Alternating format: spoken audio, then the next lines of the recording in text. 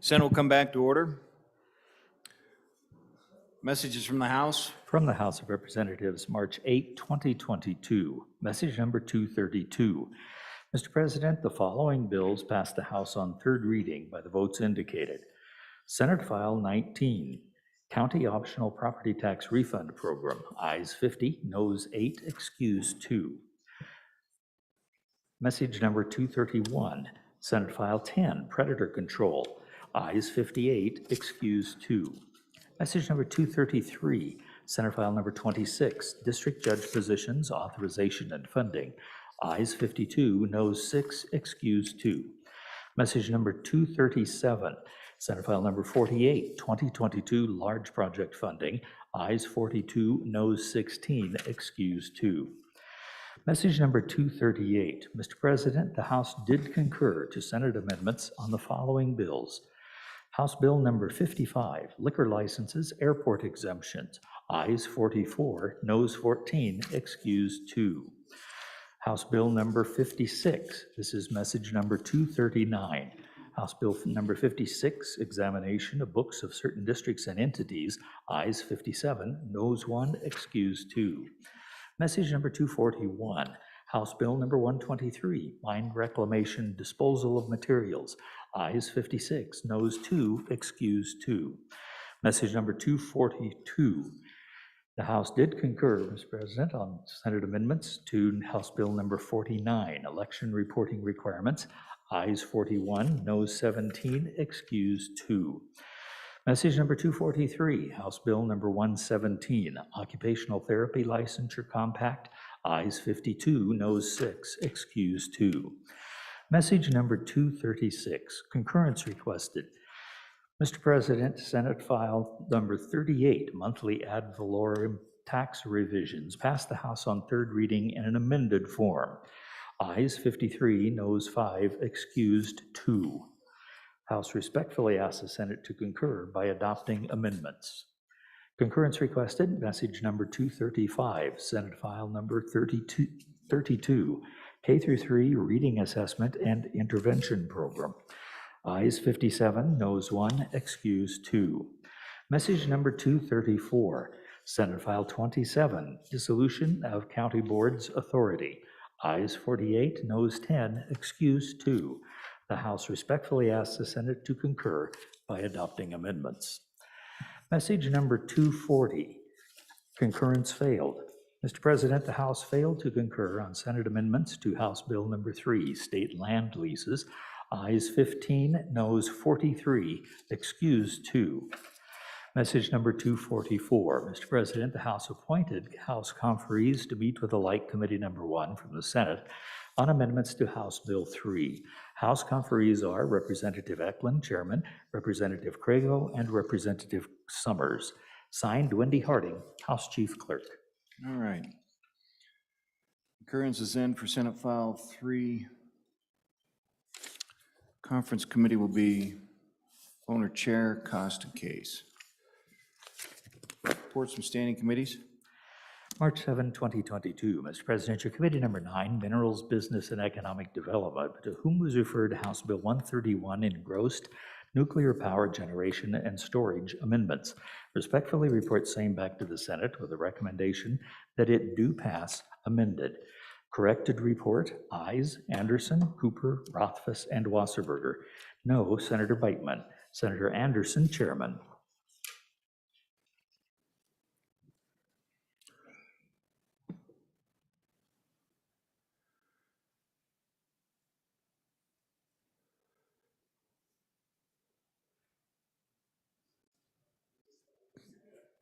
Continuing with concurrences, Senator Scott, are you ready on concurrence for Senate File 32? Yes, sir, Mr. President. Proceed. Message number 235, referencing Senate File 32, K3 Rating Assessment and Intervention Program. Senator Scott. Mr. President, I move we do concur with House amendments to Senate File 32, K3 Reading Assessment and Intervention Program, and I ask the Senate to vote aye. Mr. President, the House did several things, and they look more extensive than they are because they did one thing in committee of the whole, took it out and did something very close with a little language change on second reading. And what it is they have asked to put it in an existing report, the cohort, what they call a cohort analysis for kindergarten through grade 3 for those students identified by screening instruments as having signs of reading difficulties, et cetera. That strikes me as harmless. We're not creating a new report. We're adding an item of some importance. It might even do some good, Mr. President. So they did that. They used the language in a number of places where we say dyslexia and other difficulties. They say including but not limited to dyslexia and other reading deficiencies. Apparently deficiencies is a new term, but it's quite broad. It's just common English, and I think everybody will understand it. And the truth of the matter is that although in common parlance, many reading difficulties are called dyslexia, there are in fact other things out there. And I think the medical community is heading for an actual definition of dyslexia that will be a bit narrower. So I think this new language the House has introduced is to the good. The other substantive thing they've asked to do is to extend the continuing education to some of their other employees, particularly people like tutors and some of the paraprofessionals that do help out in dealing with some of the kids that have reading deficiencies and need some help. And frankly, I think that's a good amendment. So, Mr. President, I can't see they did any harm, and I think they probably did some good. So I urge the Senate to adopt to vote aye in concurrence and adopt the House amendment. Discussion from the body? Senator Rothfuss. Thanks, Mr. President. I'd ask the body to vote no. Most all of the changes I think are innocuous and or helpful. I do have concerns about the change in language, and I'm entirely uncertain why the language was changed from dyslexia and other reading difficulties to reading difficulties, including but not limited to dyslexia and other reading deficiencies. So there was a decision to take it from reading difficulties to reading deficiencies, which may seem trivial, but this language has been in statute for 11 years, and somebody just grabbed the thesaurus and said, what's another word for difficulties? Deficiencies, when rules and regulations and policy have been built for the last 11 years off of the phrase dyslexia and other reading difficulties. It might be innocuous, but it might not. It does seem entirely unnecessary. Everything else is fine, but that's the concern I have, having been working in this K-3 reading space on the Joint Education Committee for the past 10 years. I am not comfortable with that change. It either does nothing or it does something bad. On the chance that it does something bad, I'd like to at least have the conversation to explore it. I'd ask the body to vote no on concurrence, and we can just go chat about it and see if that's really a necessary change. Thank you, Mr. President. Further discussion, concurrence, Senate File 32, Senator Ellis. Thank you, Mr. President. During the lunch hour, I went down the hall to see if I could shine a light on what happened there. And I do think that we're talking about something important. And unfortunately, the term dyslexia has become this kind of catch-all for any reading difficulty out there. And so there is a big movement to try and start better understanding that not every reading difficulty is dyslexia. So my understanding in the decision to bring this amendment was to highlight that students have reading difficulty and then recognize that dyslexia is one among that class of difficulty and that there are others. So that was the intent of this. I think it achieves its purpose. So I don't know if that alleviates the concern, but that's my understanding of why it was brought. It makes sense to me. I think our Department of Education can work with this in their rulemaking, and I feel comfortable voting for the concurrence. Thank you. Any further discussion? Any further discussion? All right. Motion is the Senate do concur on Senate File 32 and vote aye. Chief Clerk, please call the roll. Concurrence, roll call, Senate File 32, vote. Anderson? Aye. Baldwin? Aye. Beitman? Aye. Boner? Aye. Bouchard? Aye. Case? Aye. Cooper? Aye. Driscoll? Aye. Ellis? Aye. French? Aye. Furphy? Aye. Guru? No. Hicks? Aye. Hutchings? Aye. James? Aye. Kinsky?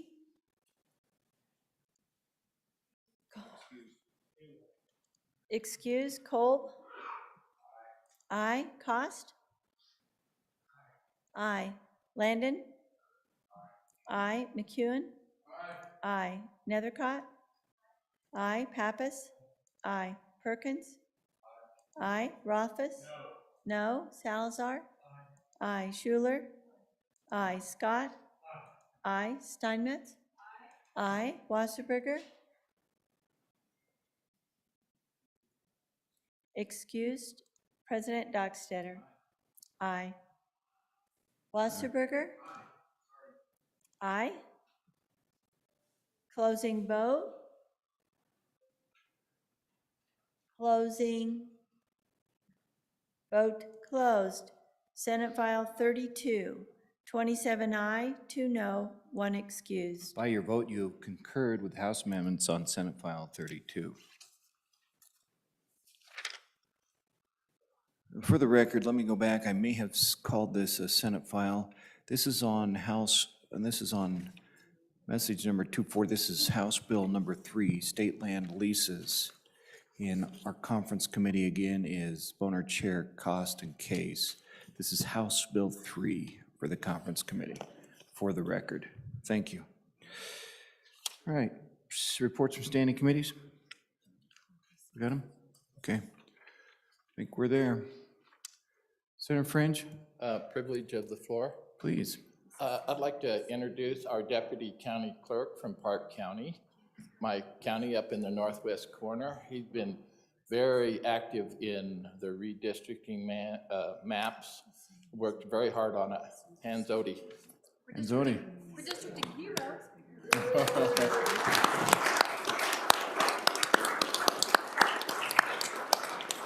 We've kept Mr. Odie a little busy, haven't we, these days?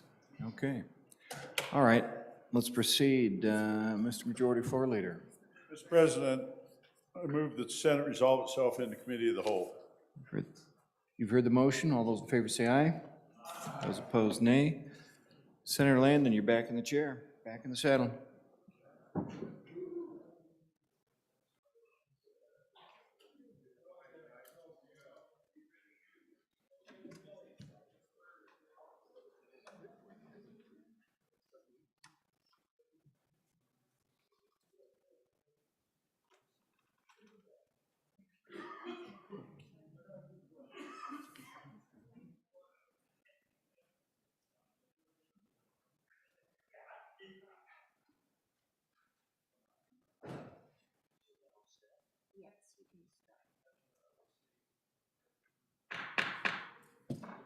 Committee of the whole will come back to order. First bill for our consideration this afternoon, House Bill 146. Will the reading clerk please read in the House bill? House Bill 146 engrossed, General Government Report, sponsored by the House Appropriations Committee, an act relating to the administration of government. It was referred to Committee Number 2, which turned to committee recommendation that it do pass. Ayes Senators Guru, Hicks, Perkins, and Steinmetz. Excused Senator Kinsky. Senator Perkins, Chairman. You've heard the reading of the bill. What is your pleasure?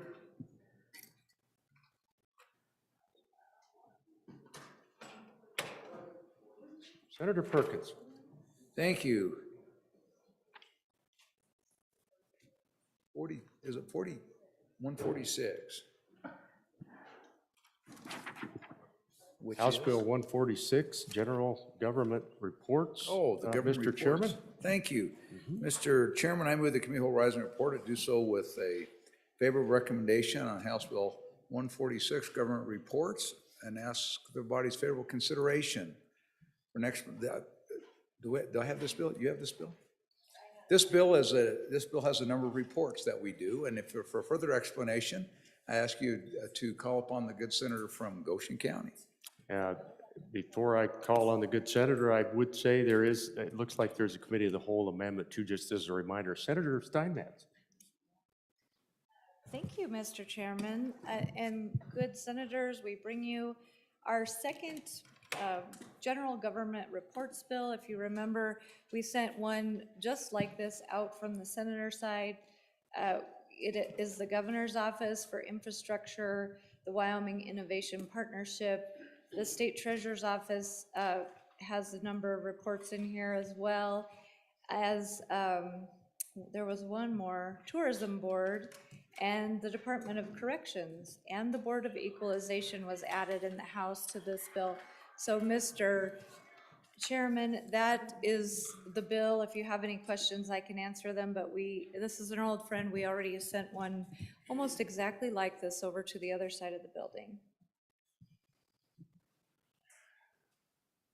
Questions thus far by the senator? Does somebody want to handle that committee of the whole amendment? Mr. Chairman, I would move Committee of the Whole Amendment number 1 to House Bill 146. And, what's that? And could you please read it in? House Bill 146, Committee of the Whole Amendment Number 1 to engrossed copy, page 1, line 3, delete. Thank you. That's mine. Senator Steinmetz, back to you. Thank you, Mr. Chairman. And I moved it, so do I have to move it again after it being read in, or? You can, yes, you move it, please. Okay, Mr. Chairman, we'll get started again No, here not after. that. Move the bill. Oh, move the bill. I thought Chairman Perkins moved the bill. You're And moving the amendment. I moved the Senator. amendment. Okay. I move Committee of the Whole Amendment number 1 to House Bill 146 and ask for your favorable consideration. Fellow senators, this is the same footnote that we put in the budget regarding the University of Wyoming. We're just requiring a report to the Joint Appropriations Committee and the Joint Education Interim Committee on the general education requirements or other requirements for students seeking non-liberal arts degrees to take university studies courses or other general education courses outside of the student's majors. This report shall include all regulation and policy incentives and disincentives to students used by the university to take extra major courses, including any impact on student registration and the effects of these requirements, policies, and other university actions have on students' choice and cost of education to students. So it's just basically a report, Mr. Chairman. And I'd stand for questions or call for the question. Senator Scott. Mr. Chairman, my understanding is one of the major disincentives for students to take extra courses down there is they've changed their tuition structure. Used to be that you paid full tuition and that was 12 credit hours and you could take additional credit hours without additional charges. And they changed that so that it was on a per credit hour basis, and that was a financial disincentive for students to take extra credits. And frankly, given the levels down there, there's no real major cost for the student taking the extra courses. It was just an attempt to raise more revenue, and that would be covered by this. And we'd find out whether the suspicion that it really didn't raise much revenue, but it did discourage students from taking more. We can find out whether that was true or not. Is that an accurate reading of that, the relevant language in this amendment, Mr. Chairman? Let's go to Senator Ellis before we come back to the sponsor. Senator Ellis? Thank you, Mr. Chairman. Just a question for the bringers of this amendment. I understand that this bill is being brought by the House Appropriations Committee. I know we're not on the bill, but when we get to it, I just have questions about how one how we're this trend of one side, one committee sponsoring. I thought we did joint bills, but along those lines, this requirement that you want this for the joint appropriations, I don't serve on appropriations. If the appropriations committee wants that, go bananas. But just starting to legislate interim topics, that's my concern. I'm on the education committee. I don't know that how this fits within all the other priorities we're going to discuss as we meet later this week. So I'm just trying to understand, how, just kind of where we're going. And, to the tall senator who sits behind me, we talk a lot about the work we do in the interim. We talk about all of the demands that we have as a citizen legislature.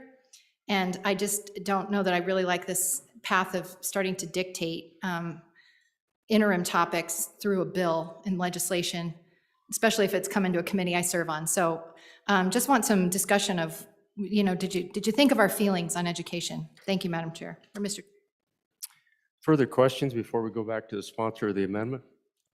Senator Perkins, maybe you could help on a couple of those. Thank you, Mr. Chairman. With respect to the question about the dinner reports, one of the reasons we do this is that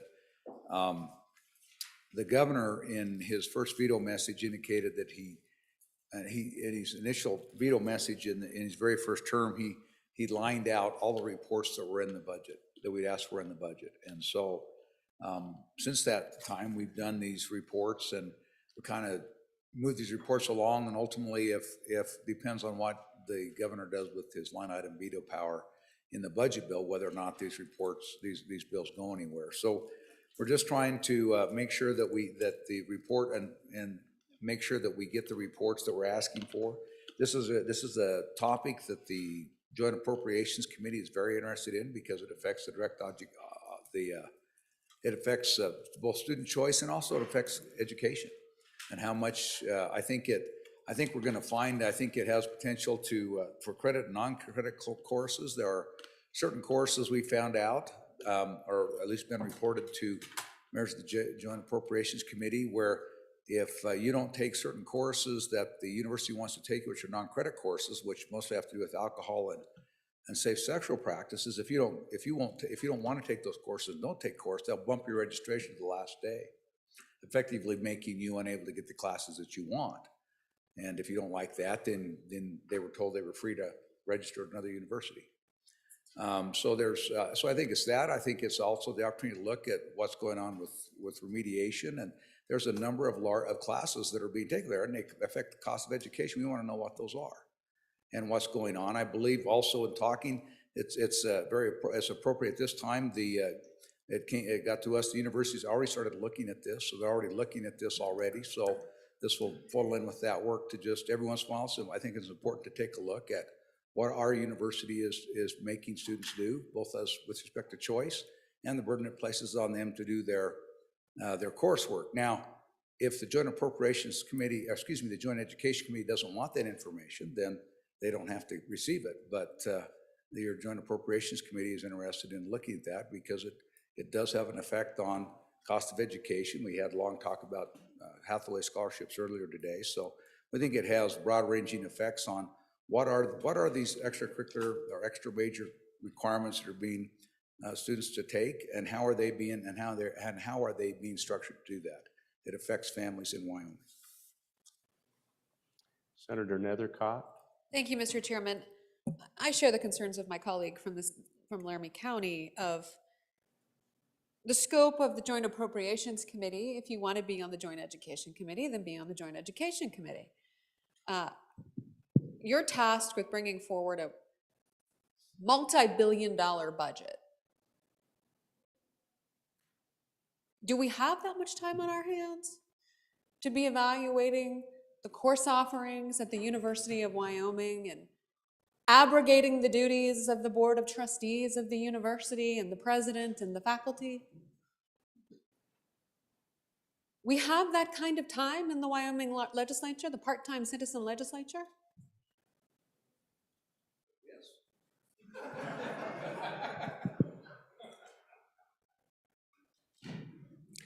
I have grave concerns for the Republic. It's time to get back in our lane. Senator Ellis. Thank you, Mr. Chairman. On and against, I think, if on a second reading amendment, the Joint Appropriations wants to legislate to themselves what kind of reports they want. I think that's great. But we have this interim committee process. Colleagues, all of you guys have been filling out information online. As chairman, we're sorting through it. We're trying to figure out what we're doing. I don't know what to do with this when we're meeting tomorrow. I don't know what other topics we'll be discussing and how the workload shakes out. But it seems awfully heavy-handed for us to legislate what other committees are going to study during the interim. So I would urge the body to defeat this amendment, and if they want to come back on a second reading amendment and legislate to themselves to have this study, at least that is something, a pill I could swallow. Thank you, Mr. Chairman. Love those forms and love those interim deadlines. Senator Steinmetz. Mr. Chairman, I'll try to bring us home here. First of all, we are not requiring any interim work by the Education Committee. It is just the interim committee that will receive the report. Now, if you don't want to receive that report, I suppose that's completely up to you, and you could bring a second reading amendment, because we're just on first reading of this good House bill, to the amendment, and take yourself out of there, or I'd be glad to do it for you. We thought the Education Committee, dealing with the Hathaway Scholarship and all of the other topics, would like to know about the cost of education. We certainly would.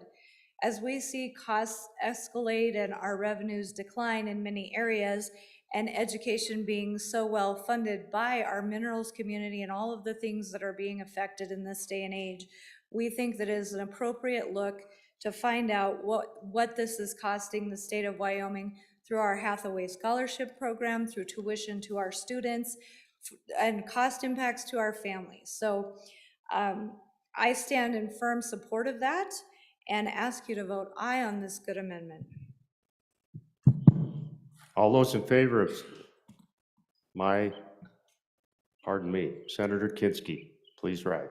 Well, I was off the floor and I'm on the Joint Appropriations Committee, and evidently we did something to make everybody mad. I just want to apologize. I think that was your chairman getting a little anxious up here to go ahead and take on that committee, the whole amendment. So my apologies. Anybody else want to comment on this amendment? Are you ready for the question? Senator McEwen. Having been to a few Wyoming football games, I think I'd like to ask, how do I enroll in the drinking class? Thank you. All those in favor of Senator Steinmetz's motion to adopt Committee of the Whole Amendment Number 1 to House Bill 146, please say aye. Aye. Those opposed, no. No. Division. All those in favor, please rise.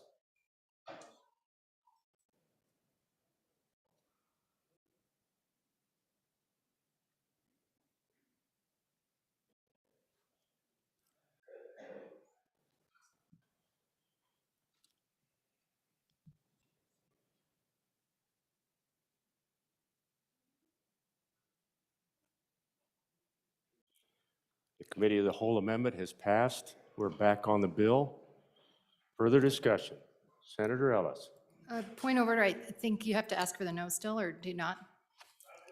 Not on There's enough. Not on a committee. Just on the bill, Mr. Chairman, I just seeing that the bringer of the bill is the House Appropriations Committee, and just wanted some discussion of how that happens, and can then Senate Education start sponsoring its own bills? I just want to make sure I understand how this works. Thank you. Tell us about process. Senator Guru. Thank you, Mr. Chairman. I just want to try to rein this in just a little bit, as you would say. This is a reports bill, and as was stated, the chief executive downstairs didn't want us to put these in the budget, which we've been doing for years. And so now it is in a bill. We sent a bill down to the other side. It had a few reports in it. They had a few others. We worked it out. Their bill is prevailing, and ours did not.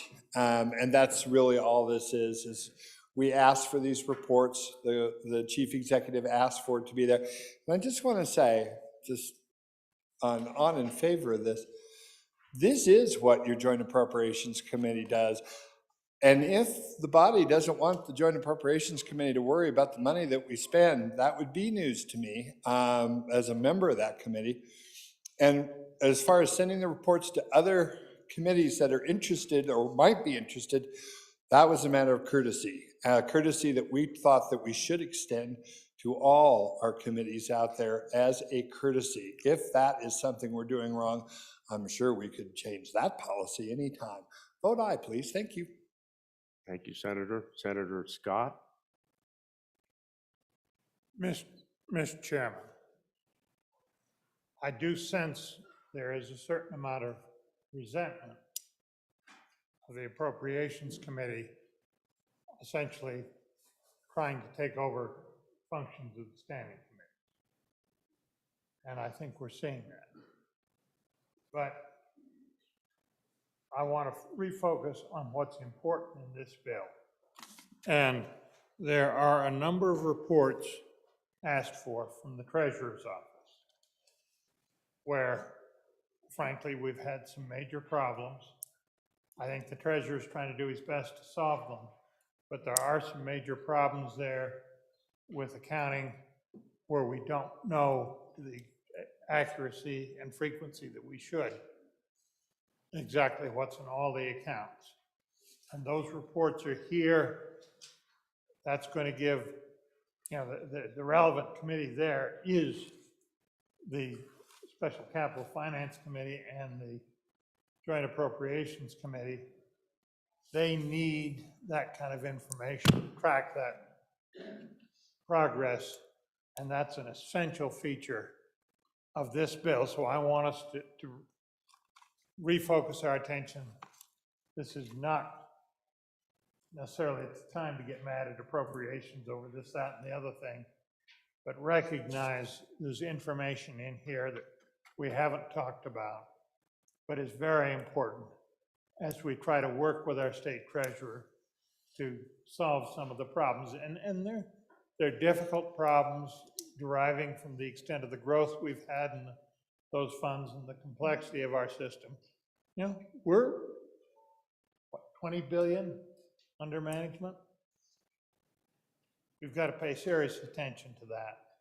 And this bill does do that, Mr. Chairman. So for those reasons, I ask us to support the committee on this one and vote for the bill. Further comments? Question having been called, all those in favor of Senator Perka's motion that when the committee of the whole rises to report it, do so with a favorable recommendation on House Bill 146, please say aye. Aye. Opposed, no.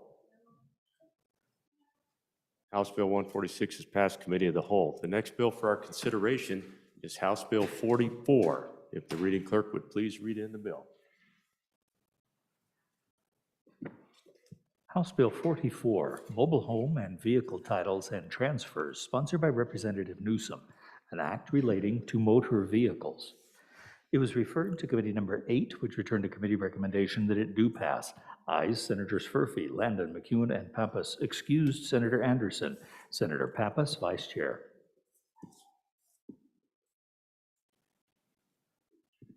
You've heard the reading of the bill. What is your pleasure, Senator Pappas? Thank you, Mr. Chairman. I move that when the Committee of the Whole rises to report, that it do so with a favorable recommendation on House Bill 44. And for explanation of this fine House bill, I would ask you to call on Senator Cost. Senator Cost. Thank you, Mr. Chairman. House Bill 44, this is a good little bill. I'll go through it and explain it so that you understand what we're trying to achieve. This is a bill to clean up some of the vehicle titling issues that got left behind on mobile homes several years ago when we charged the statute that allows for conjunctive and or in ownership. To kind of go through all of this and let you see, it's also about being able to get a duplicate title as well. So we're going to start out by going to page 2, and we're going to look at lines 16 and 17. Presently, there isn't a provision in statute that requires the treasurer to provide a sales tax exemption notice to the clerk's office when there is a situation that sales tax isn't due. Clerks require a receipt from the treasurer when sales tax is due, and the consumer cannot pick up the new title until they present the sales tax receipt. This just closes up the gap when no sales tax is due. And I might remind you that no sales tax is due when it's a gift or like a parent giving a vehicle to a child that's an adult child or a regular, I guess a minor as well, if they're going to give it to them.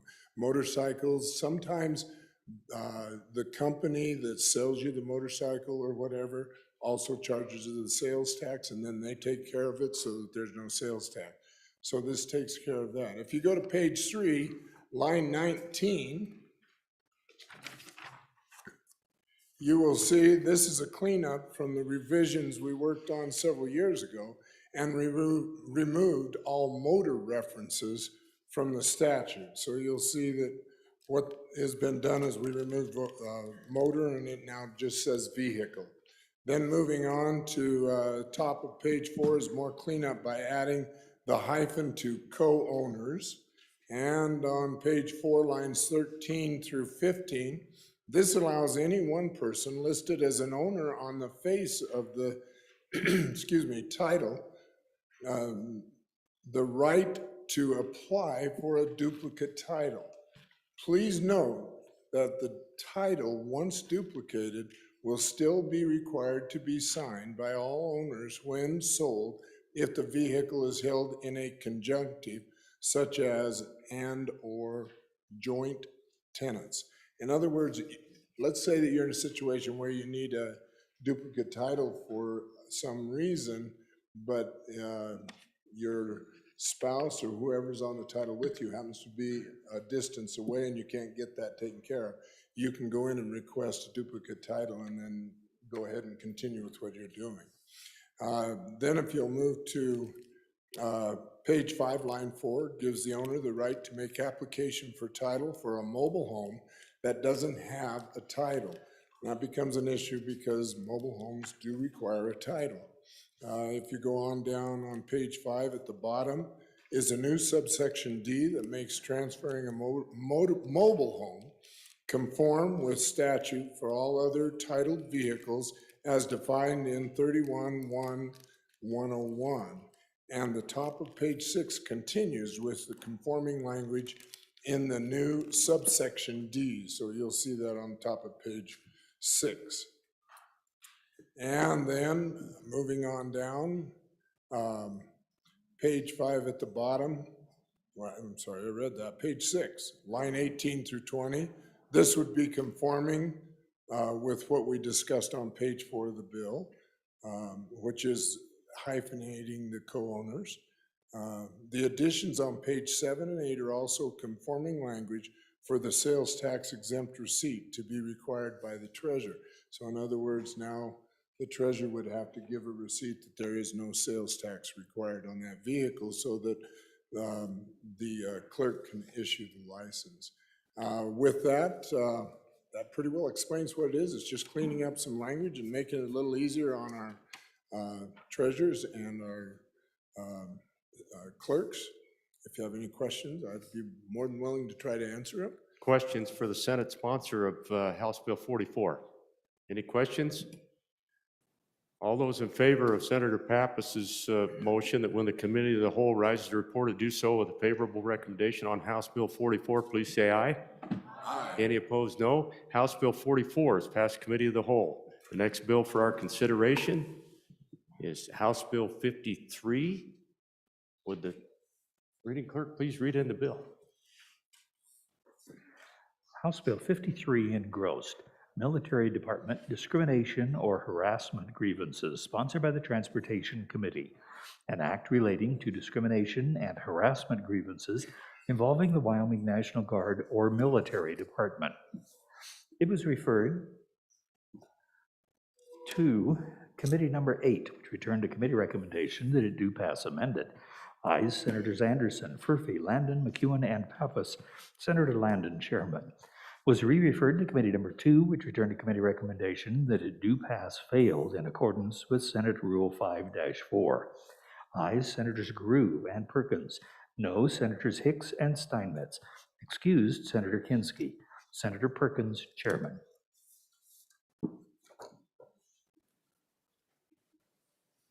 You've heard the reading of the bill. What is your pleasure, Senator Pappas? All right. Mike, we got a mic. I move that when the Committee of the Whole rises to report, that it do so with a due pass recommendation on House Bill 53, Military Department Discrimination and Harassment Grievances. There is a standing committee amendment. May I have it read in? House Bill 53, Standing Committee Amendment Number 1 to engrossed copy, page 7, line 15 after. Okay, and I'll go ahead and move Senator that amendment. Pappas? I'll go ahead and move that amendment. Okay, and I'll keep this bill and try to explain it myself here. So, the Military Department Discrimination, Harassment, and Grievances.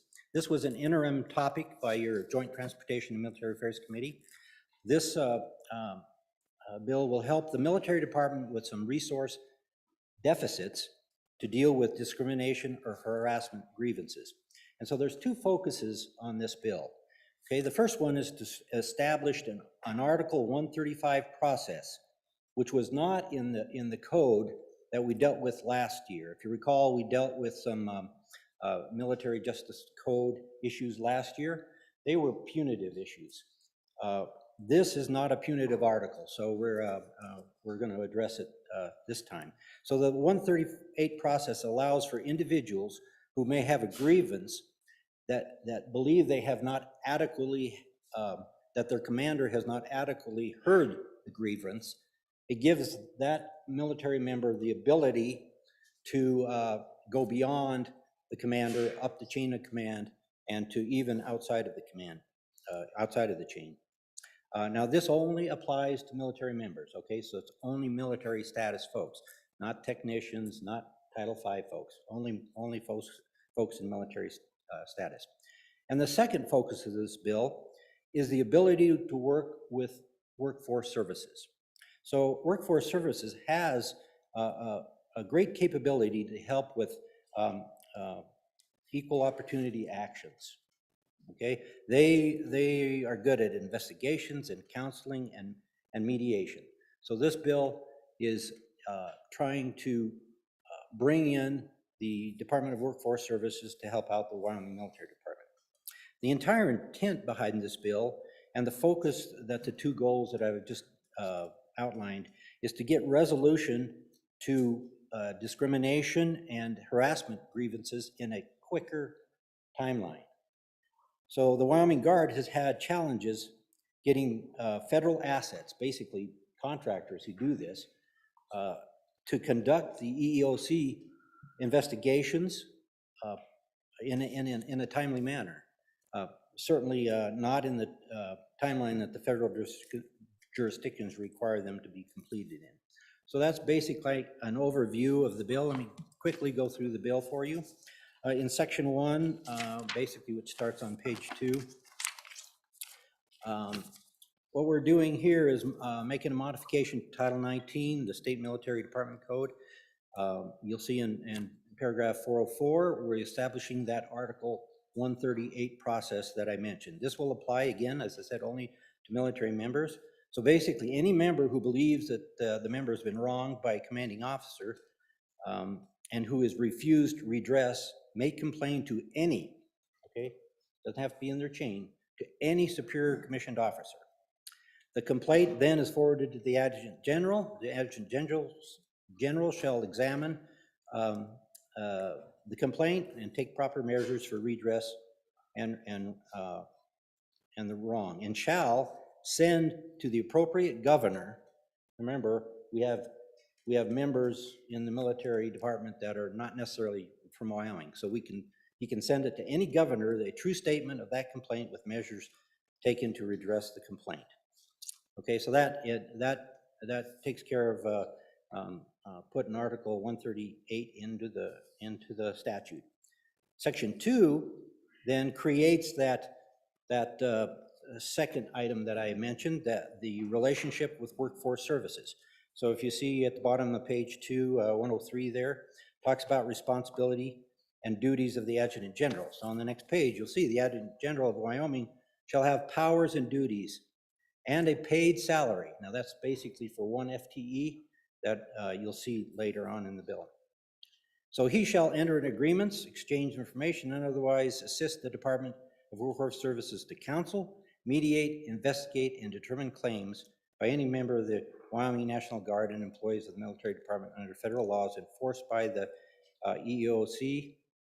He shall promulgate rules to accomplish this in rules that are consistent with the EEOC and rules that are consistent with federal law.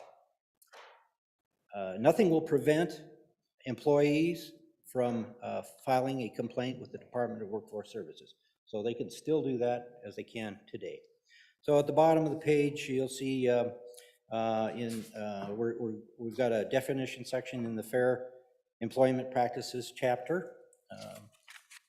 Going on to page 4. All we're doing here is expanding that definition. You'll see on lines 7 and 9, we're adding the Wyoming Military Department as an employer that are authorized by federal authority. So we're putting the department in the definition. On to the next paragraph 104 there. All this does is add to the existing statute language about counseling and mediation.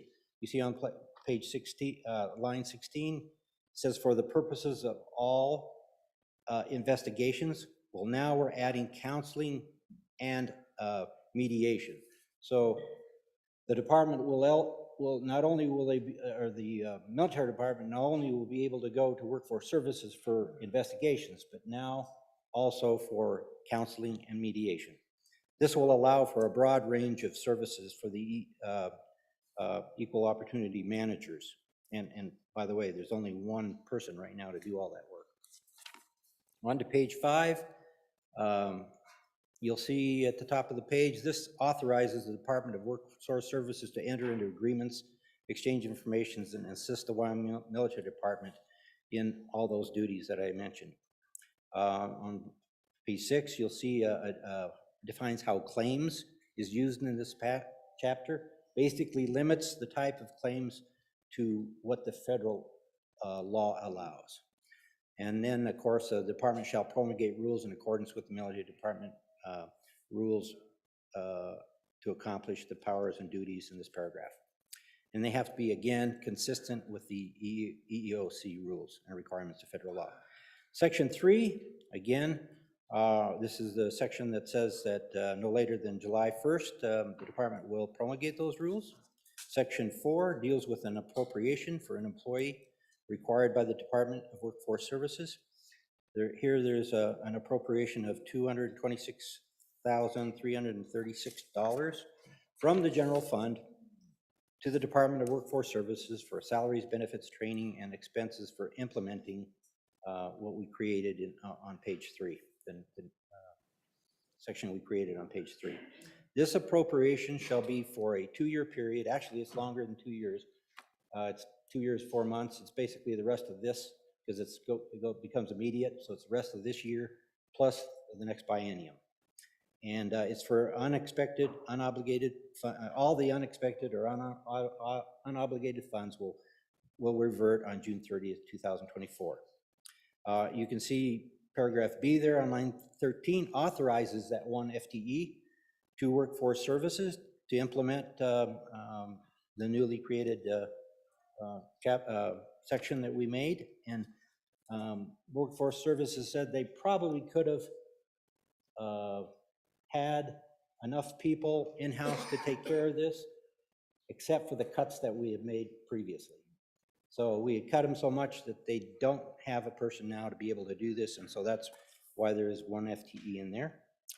Paragraph C at the bottom of page 6 states that the funding provided in the section shall be included in the Department of Workforce Services standard budget for the immediate succeeding fiscal budget, and allows an exception budget request for 2024 fiscal year. Section 5, appropriation and rulemaking is effective immediately, but the act is effective July 1st, 2022. So that's the bill. I'll try to answer any questions if I can, if anyone has any. Thank you, Mr. Chairman. Questions for Senator Pappas? We do have that amendment. Would you like to deal with the Standing Committee Amendment number 1 to House Bill 53, Senator Pappas?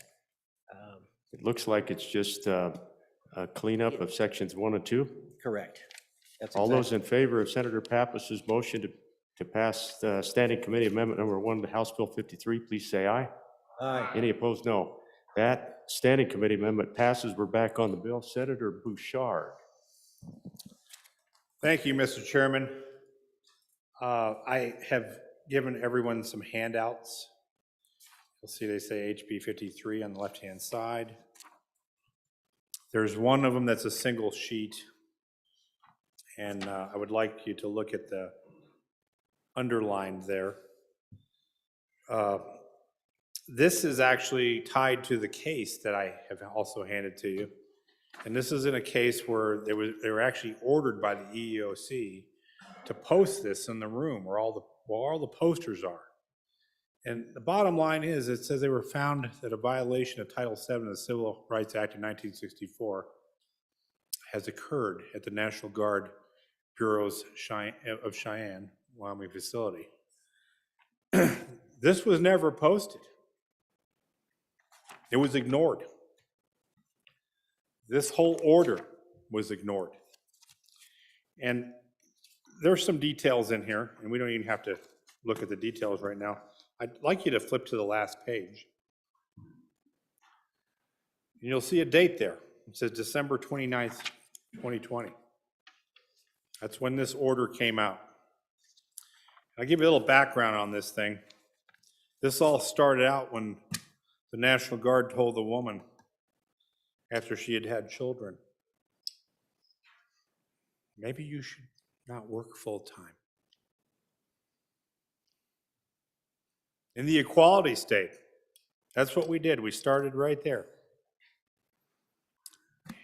And see, the problem is when you place a complaint, it starts turning into an elevated grievance, but it flips the other way. It turns into retaliatory action. And so that's what happened for a number of years. And there's some of the details in this. But what you really got to understand here is that all through the process, the victim was ignored. The victim was basically at one point, well, I tell you what, some of that's inside information. I don't even want to talk about it now. It's bad how they retaliate.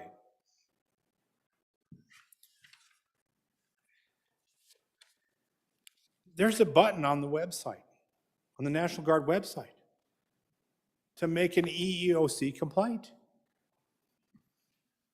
There's a process in place. It's interesting on this bill that it says, it talks about otherwise assist the Department of Workforce Services to counsel, mediate, investigate, determine claims by members of the National Guard and employees of the military department. So it does actually, this bill even itself, you represented only handled members. It actually does employees as well. But I don't think the bill does anything, because what we're going to do on this bill is we're going to put another layer of the executive branch, the one that's doing nothing on this complaint. The executive branch is doing nothing. We have an attorney general in place. We have all kinds of people that are appointed under the governor that know about this case. And I can show you emails that have went back and forth where they just said, hey, they have no jurisdiction over us. We can ignore this. This is where the government has been told you have a civil rights violation. Oh, yeah, we don't have to listen to it. Just throw that down, put it away. This bill will create a whole other layer of people to cover things up. What you should have in this bill is that when somebody goes through 7 years of court cases, that this should mean something. That's what this bill should say. It shouldn't say, let's put another bureaucracy in place. to hide, to cover it up, to ignore it, to say, hey, we're not going to listen to you, to retaliate against you, to make your life hell, all during the time that you pushed the button on the website and said, I'm going to file an EEOC complaint. That's what this bill does. It just puts another layer of people that are going to sweep it all under the carpet. And by the way, I've got another woman I'm going to do a video with her where she was deployed, came back, didn't want to tell the story about the guy who had her in a grip lock on her face because of a relationship that they had that they probably shouldn't have had. Because one of them was married, didn't tell the other. And that's a no-no in the military. And when she broke it off and she had her face in a hand lock in front of people, she knew her life was in danger while she was deployed. And when she came back here and talked about it, she was a decorated military person that all of a sudden her career was tanked and she went down in flames. So I'm doing a video with her because, quite frankly, I'm insulted by this, and everybody in this room should be insulted because we are not doing what we're supposed to be doing, and that is the process that's in place is an EEOC complaint. This is 7 years. I can't imagine taking 7 years, a single mother taking 7 years of her life, borrowing money to pay these attorneys to be ignored. And this is 2 years ago that it's over 2 years ago. It's still being ignored. On and against the bill. Senator Ellis, can you come and take the chair for a minute, please?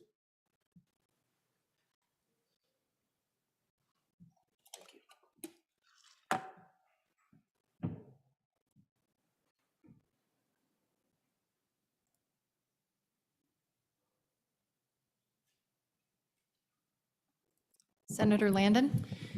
Thank you, Madam Chairman. Just to, on and for the bill, fellow senators, this represents some of the interim work of your Transportation and Military Affairs Committee. I'm sorry that it may have insulted some that we brought this bill forward. The intention is to do everything we can going forward. Unfortunately, senators, we can't do anything about 10 years ago and 12 years ago, or even 2 years ago. What we can do is address now everything possible that we feel like we can get done to make this process better. And that's what this bill attempts to do. I totally understand when it went to the second committee, I knew that they would be critical of the idea of establishing an FTE, but Senator from Laramie County is exactly right. We eliminated 3 positions in that office last year. So Workforce Services cannot handle this position. It's a heavy lift to get them up to federal guidelines on EEOC counseling and protocol. This, in my mind, fellow senators, is an important thing that we need to do. We can't do anything about what's happened years ago, but we can certainly do some things about what's going to go on from this point forward. One of the things that the military department needs is somebody to respond to these complaints immediately. There's no reason why Wyoming can't do better. We can get this response immediately and work with Workforce Services to take it up the chain. I hope you'll support the bill. I think it's an important bill. Thank you. Further discussion on the bill. We'll do Senator Boner, then Senator Pappas.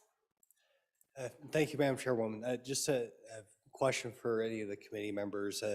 Recently, the federal government made some changes as to how they deal with these sorts of sexual assault incidences and made a significant change whereas before everything legally is handled within your chain of command. When you're on the active duty, I assume it's the same with the National Guard. What they did is they set up a separate process for sexual assault instances where you go outside your chain of command and the issue was litigated in that outside agency. it strikes me that this bill does something similar. And to be clear, this is a significant departure. Normally, your commanding officer is the person in charge.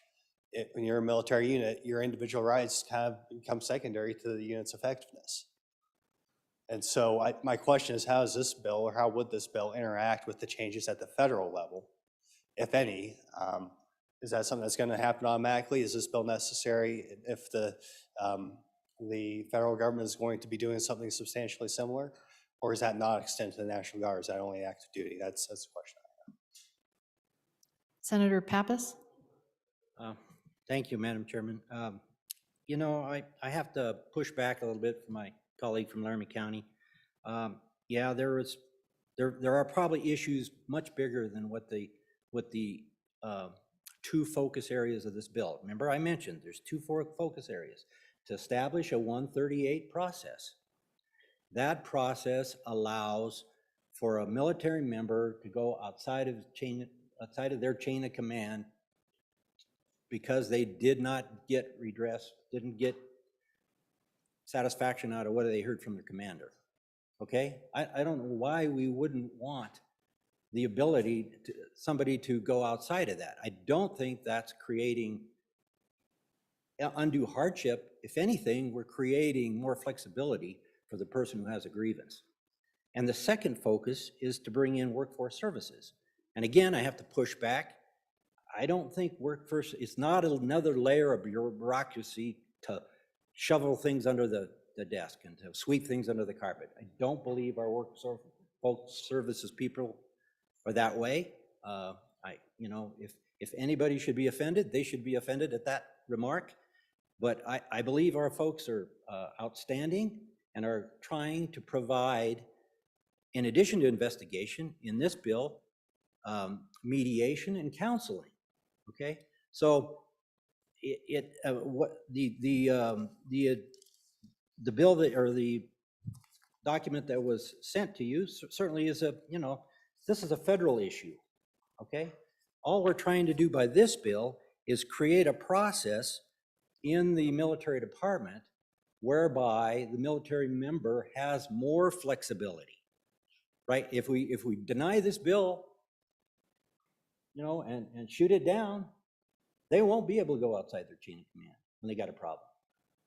They won't be able to go get counseling or mediation. I think the bill is well intended. The committee certainly thought that in the interim. And so, I just don't think it's the evil that I'm hearing. There may be other evils out there. I don't doubt it. But this bill is not an evil bill. I think this bill will help our military members. Thank you. Further discussion? Senator Bouchard. Thank you, Madam Chair. This was held up talking about it's a federal issue. If you go into any business and look at the wall in the back room, it has the posters. Either the Civil Rights Act means something or it doesn't. That's where all these laws are they're all based under the Civil Rights Act.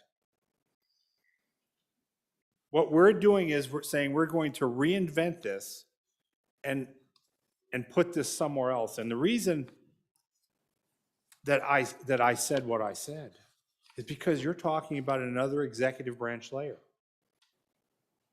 We already have a layer of executive branch that has dropped the ball here. Now another executive branch is going to do it better? Another part? I think the main thing that's being missed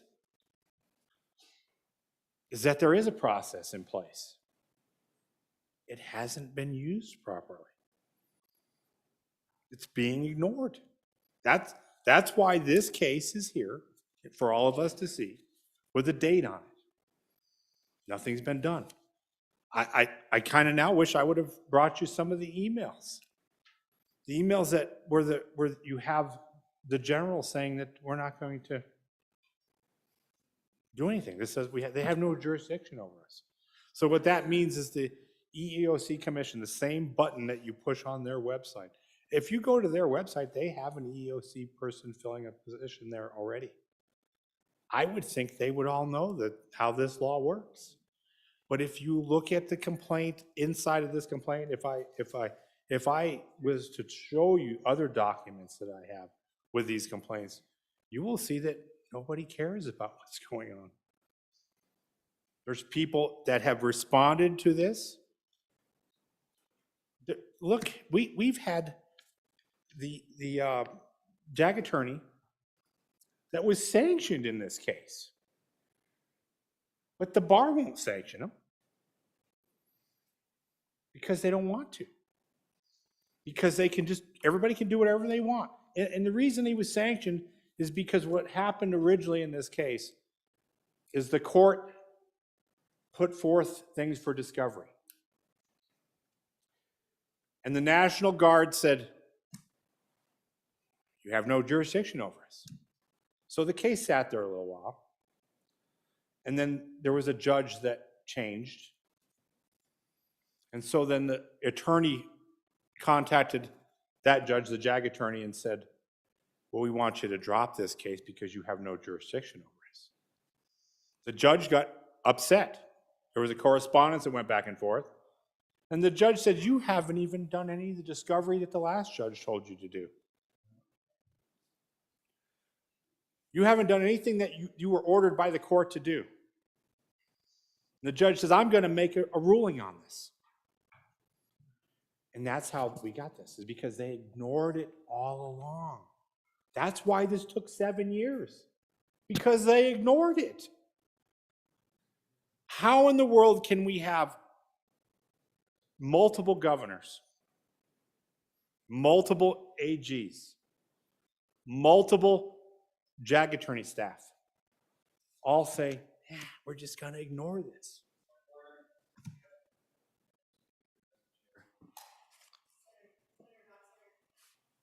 Senator Dockstader, or President Dockstader, into the mic, please. Point of order, have the speaker address the chair. Senator Bouchard. Madam Chair, how can we have all of these people on staff in our state over a multiple year process ignore the case? Like I have explained already, single mom, put through the ringer. I tell you, I know people that would have cracked and not made it through this process. Not made it through. And let me tell you, there's something else that I'm not telling this whole floor, and you guys need to know. Not only did I review the case, but there was a point where all of a sudden they were boloing this person after they'd been retired and have this case going. If you don't know what that means be on the lookout. That means she was driving on the base with her children to go to commissary, and they had her blocked from going on that base. So I went over to the general's office. He did a video on this. He says, Senator Bouchard came to my office unannounced.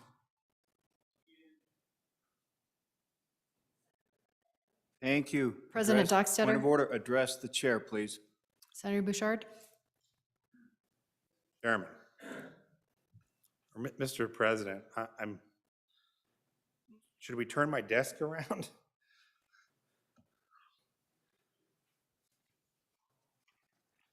Madam Chair, we take a woman and we put her through the ringer, 7 years, then we bolo her. We stop her at the gate. We tell her she can't go on the base. So everybody knows that system is a global system. It's worldwide when you're boloed. I went to the general's office, Madam Chair, And he told me there was a mistake. And I said, I want to see it. I want to see what you guys put in the system. Senator Steinmetz? Thank you, Madam Chairman. I guess I'm having a hard time understanding why we're reviewing a court case when we're talking about a bill. And so I'm finding this quite a rabbit trail. So could we get back to the bill, please? Senator Bouchard? Madam Chair, the reason we're going over this, because all this stuff that's happened, and now we're going to create another agency in the bill that's somehow going to stop all these hoops from being jumped through. Look, I'll just leave it there. I don't think this bill is going to do anything except create more problem on and against the bill. Okay, we've got Senator Landon, then Senator Perkins, and Senator James, are you standing up to speak? Let's hear from Senator Landon, or Senator Perkins. Thank you. Madam Chairman, I will confess that I'm confused because listening to that, I think this bill addresses squarely what the problem seems to have been. If I can take you, as I read the bill, I think the meat of the bill, you go and look to page 3 of the bill. If you look on lines 5 through 11, first, so this is look out above, the Adjutant General of Wyoming shall have powers and duties and be paid a salary as follows, and obviously there's a laundry list, and now there's that new one that's being added by this bill on line 5, which would be paragraph 25, it looks like. Just, there's a couple things in here I think you should direct your attention to. He shall enter into agreements, exchange information, otherwise assist the Department of Workforce Services to counsel, mediate, investigate, and determine claims by members of the Wyoming National Guard and employees of the military department under the federal laws enforced by Equal Opportunity Employment Commission or under another applicable Wyoming statute as applicable. So one, it gives someone outside the chain of command the ability to go out and look at these things who is not within that and not subject to the chain of command, which seems to have been the problem, at least as I tried to understand the case. Then skipping on the line 17 on the bill, there's another important thing that would indicate that this would actually provide a solution to the problems that were being complained of. Nothing in this paragraph prevents a state employee of the military department claiming to be aggrieved by an employment practice as specified as discriminatory or unfair in the applicable Wyoming statute from filing with the Department of Workforce Services complaint in accordance with the applicable statute there. So as you look at that, that's exactly, I think the good chairman from Orange Junction, I think that answers the question. It takes it outside the military, it gives you another places you can go so that you don't necessarily have to go up the chain of command. Now you can go to the Department of Workforce Services who investigates those things. The Department of Workforce Services investigates those things all the time, Madam Chairman. In fact, if you talk to employers, most employers think that the Department of Workforce Services investigates those and prosecutes those a little bit too aggressively. So actually, most of the time you find that they're very, very employee friendly in that regard. Then I'd also direct your attention to the top of page 5. And again, this is ability that again, going back, and the department shall have the following powers and duties. So now we're in the powers of employment or Department of Workforce Services. To enter into agreements and exchange information and otherwise assist the Wyoming Military Department to counsel, mediate, investigate, and determine claims by members of the National Guard and employees. You have the same language now mirrored in the other side. So this has opened up the military department, which if there's a problem over there of sexual discrimination, shame on them. This day and age, you don't get to do that. And so what this now does is this bill would give anybody in the military department the ability now not to just go to the military department and complain to JAG or whoever they would complain, their commanding officer or whoever else. But now they can also go over to the Department of Workforce Services and complain to them. And if they complain, then the Department of Workforce Services will investigate independently. I don't see it as another layer. I see it as an opportunity to have someone who's not necessarily in your chain of command investigate your claim and see if there's validity to it. And as I've said, I've worked with a number of employers over the year in my practice. And I find the Department of Workforce Services to be thorough and aggressive in investigating those claims. And actually, I would think that this would be a welcome addition and a welcome resource and a welcome opportunity for those who feel they've been discriminated in the Wyoming Military Department to have those claims resolved and addressed by someone who knows what they're doing and can do it. And I believe that the testimony was that the one individual that they're adding here adds a level of EEOC experience and expertise that's not available in the department.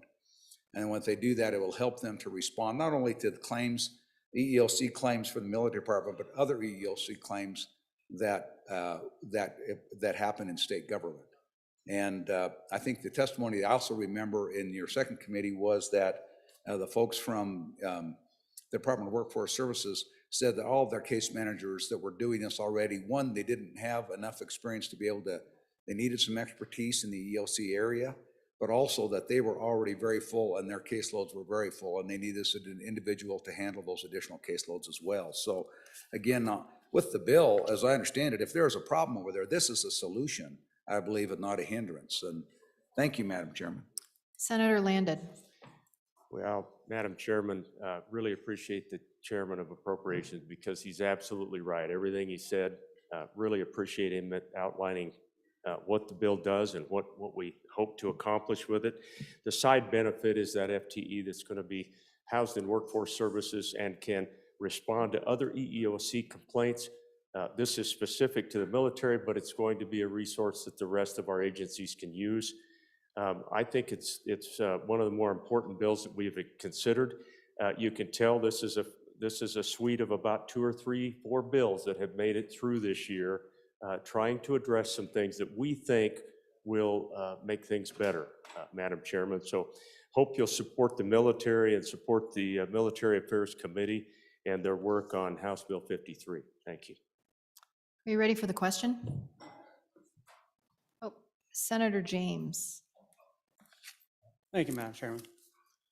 The road to hell is paved with good intentions. And that's exactly what's happening here. You're putting these victims of sexual assault on a road to hell. But now, you're sending them on a whole new path outside of the military department. And they have no idea what it's like. You have the good old boy system in there too, just like here. And this will not end well. This will not be in their favor at all. Thank you. We are on the bill. Colleagues, I'd remind us, we might have young listeners listening, so let's be mindful of our language. Question has been called. All those in favor of Senator Pappas's motion that when the Committee of the Whole rises to report that it do so with a favorable recommendation of House Bill 53, please say aye. Aye. All those opposed, please say no. House Bill 53 has passed Committee of the Whole.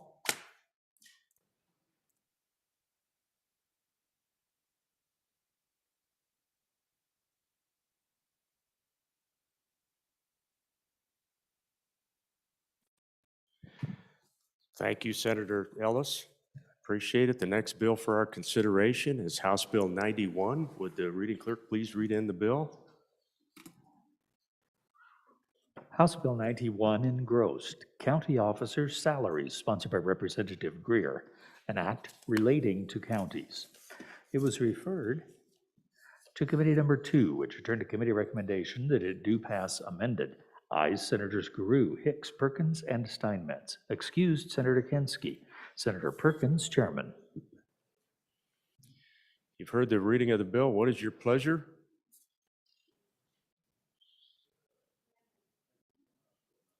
Thank Senator you. Perkins? Thank you, Mr. Chairman. I move the Committee of the Whole Rise report to do so with the due pass recommendation on House Bill 91.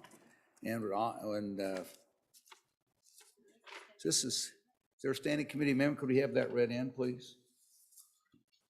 House Bill 91, Standing Committee Amendment Number 1 to engrossed copy, page 2, line 9, delete. Thank you. And this is just, as you can see, this is just a technical correction, just deletes and to and inserts the word not on page 2, line 9. I'd ask the body to vote aye or stand for question. Senator Perkins, would you move that, Have please? we read it in? Yep. Thank you. I move that amendment. Before we vote on that, maybe we should move it. So I move second, Standing Committee Amendment number 1 to House Bill 91. Ask the body to vote aye. Okay, questions on the Standing Committee Amendment? All those in favor of Senator Perkins' motion to adopt Standing Committee Amendment number 1 to House Bill 91, please say aye. Aye. Any opposed, no. Standing Committee Amendment has passed. We're back on the bill, Senator Perkins. Thank you. What this does is this is for county. This is if you go to page 2 of the bill, you'll see the heart of the bill. Simply, this is county assessor, part-time county and prosecuting attorneys, part-time county attorneys, county clerk or clerk of district court, county sheriff, and county treasurer in their respective counties shall receive his annual salaries. And so what it happens is after this next term, and that January the 2nd is important because there are offices that terminate. That's when the new term begins. And so the new term will begin next year on January 23rd. And to the extent permitted under the Constitution and statutory law, not less than $10,000 nor more than the salary authorized for a circuit court judge. So ultimately, your county commissioners and your folks will get together and they'll decide on those salaries. You got to pay them at least $10,000, but you can't pay them more than a circuit court judge. That's what the bill does. Turns it over that, and I think that you'll find that in many of our counties that some of those folks, if you go to that county to the far west, if they can't make enough money, they can't even afford to live in the county where they work. And other places, they're unable to hold folks in their jobs because they're getting better jobs, they're getting better offers elsewhere. But it also opens up so every county's different, and they do that. So it lets that standardization go away from what we've been in the past. But at the same time, I think we also know that the duties of county clerks and clerks of district court, they vary from county to county as well. And so that allows all those factors to be taken into consideration while they have this range of salaries that I think runs now from $10,000 to $145,000 a year, I think is what that number is. So that's the bill, Mr. Chairman. Stand for questions. Questions for the Chairman of Appropriations? Any questions? All those in favor of Senator Perkins' motion that when the Committee of the Whole rises to report to do so with a due pass recommendation on House Bill 91, say aye. Aye. Any opposed, no. House Bill 91 has passed Committee of the Whole. The next bill for our consideration is House Bill 96. If the reading clerk would please read in the bill. House Bill 96 engrossed, state official salary, sponsored by Representative Nicholas, an act relating to state elected officials' salaries. Was referred to Committee Number 2, which turned a committee recommendation that it do pass. Ayes Senators Guru, Hicks, Perkins, and Steinmetz. Excused Senator Kinski. Senator Perkins, Chairman. Heard the reading of the bill. What is your pleasure, Senator Perkins? Mr. Chairman, I move the Committee of the Whole rise and report to do so with due pass recommendation on House Bill 96, state official salary, and ask the body to vote aye. If you look, again, this is just going in and just changing the salaries of our 5 electeds. You see the governor going from 105 to 140 and everybody else going from 92 to 125. Mr. Chairman, just going back and doing a little research, I think it was 2002 since the last time that the salaries of our electeds were changed. We've had some close opportunities in the past to modify those salaries, and they haven't been successful. If you go back and look at the rate of inflation right now, 92,000, and adjust those for rate of inflation, we had the folks in budget and fiscal look at that. That 92,000 today was worth from what it was, the purchasing power today of that 92,000 when compared to 2002 is about $59,000. I can tell you that having a lot of interplay and interaction with the state treasurer and the governor, I wouldn't want that job for 125, much less 92. But what I can tell you is that we need good people to run for state office. We need good people who step away from their careers and probably superior earning opportunities to do this. You shouldn't come to government to get rich, but you shouldn't have to take such a drastic cut in pay that you can't afford to do it. If we want good people, we need to make sure that when they come to here that they're compensated fairly. Again, this doesn't even keep up with the rate of inflation since their last salary increase, but it does make a modification. As you can see, the bill's easily amendable. I think that we need to make sure that the labor is worth their wage, and I think that these folks work hard and they're worth it. So I'd stand for questions and certainly encourage your aye vote. Thank you, Mr. Chairman. Questions on House Bill 96? Questions for Senator James? I'll have to sit up taller. Thank you, Mr. Chairman. So I was just curious what other kind of perks come along with these positions, like any per diem, any housing assistance, or any other assistance that comes along with this position? Any other questions before we go back to the chairman? Senator Perkins. Well, I think the governor lives in a residence. He gets that, and he gets to ride around the state plane quite a bit, but those are included in those budgets. So that outside of that, there's no housing allowance. These folks, I can tell you the Secretary of State sold his house and moved down here and bought another house. They get a vehicle to drive on state business. So they have a vehicle assigned from the pool, but they are driving around the state and doing that. So I think they get that when they travel, they get their expenses and their per diem, or they get expenses or per diem like every other state employee when they're out traveling on business. And if they use the state airplane, then that comes out of their budget from the state airplane. So they have to be, they're mindful of this. Quite frankly, as I look at the state treasurers, in fact, I was talking to the state treasurer just a week ago back here, and I was laughing with him. My joke is that I don't know who would want your job for $92,000. It's a big job, and there's a lot of issues over there that he's working hard to try and resolve. And but anyway, the answer was about perks, and those are about the only perks. They get a per diem. I think they get a assigned vehicle. Might be about the only perk they get. Other than that, it's the same as every other state employee. Senator Anderson, and then we'll come back to Senator Scott. Mr. Chairman, when we're talking about perks, the senator referred to riding on the state plane.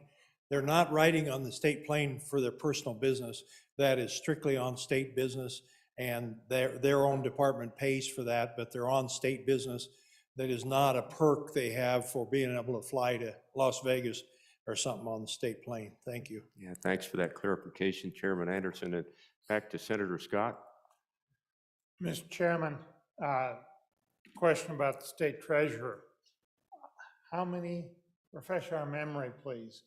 How many $1 billion does this state money, public money, does the state treasurer manage? And do we have any notion of what somebody in the private sector managing that kind of money would make?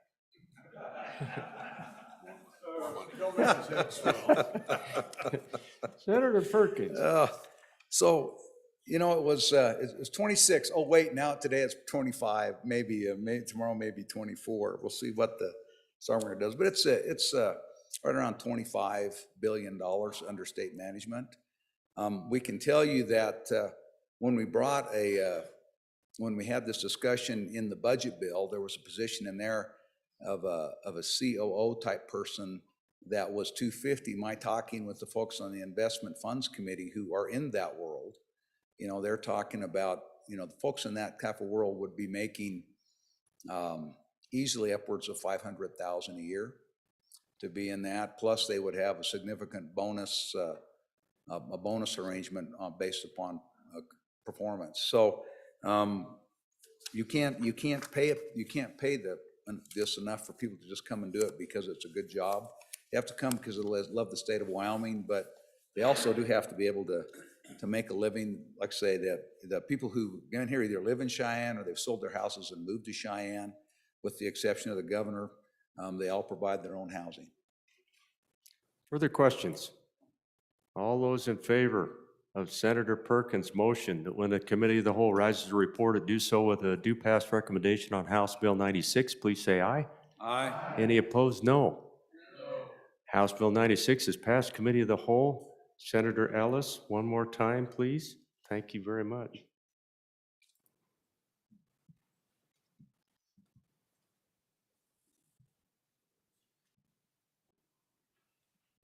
I think we're okay.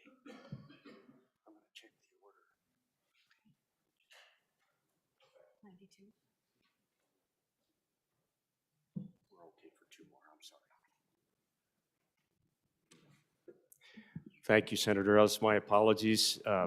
We're 2 bills away from me needing to go down to the floor. So next bill for our consideration is House Bill 92. If the reading clerk would please read the bill in.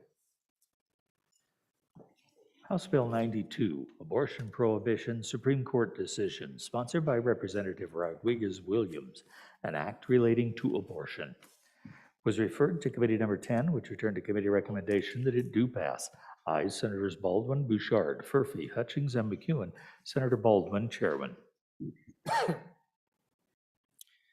You've heard the reading of the bill. What is your pleasure, Senator Baldwin?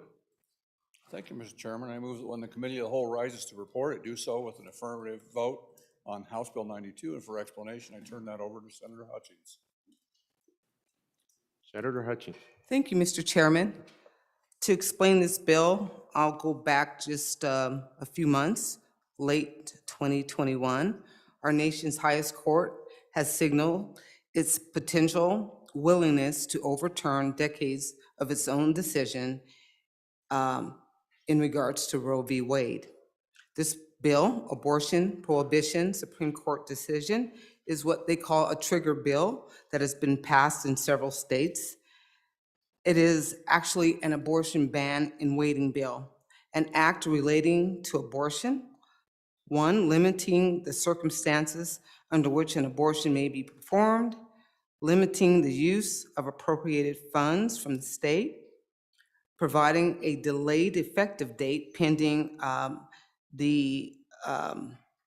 highest court's decision or ruling, and requiring reporting. That's it, Mr. Chairman. I ask for your aye vote. Discussion. Questions? Question. All those in favor of Senator Baldwin's motion that when the committee of the whole rises to report, it do so with a due pass recommendation on House Bill 92, please say aye.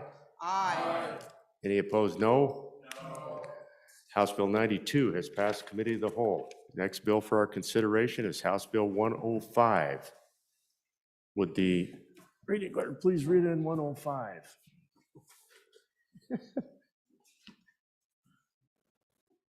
House Bill 105, Severance Tax Reduction, Coal, sponsored by Representative Hallinan, an act relating to taxation and revenue, was referred to Committee Number 9, which returned a committee recommendation that it do pass.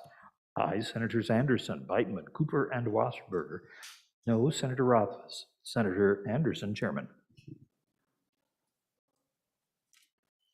You've heard the reading of the bill. What is your pleasure? Senator Wasserberger. Well, thank you, Mr. Chairman. I move when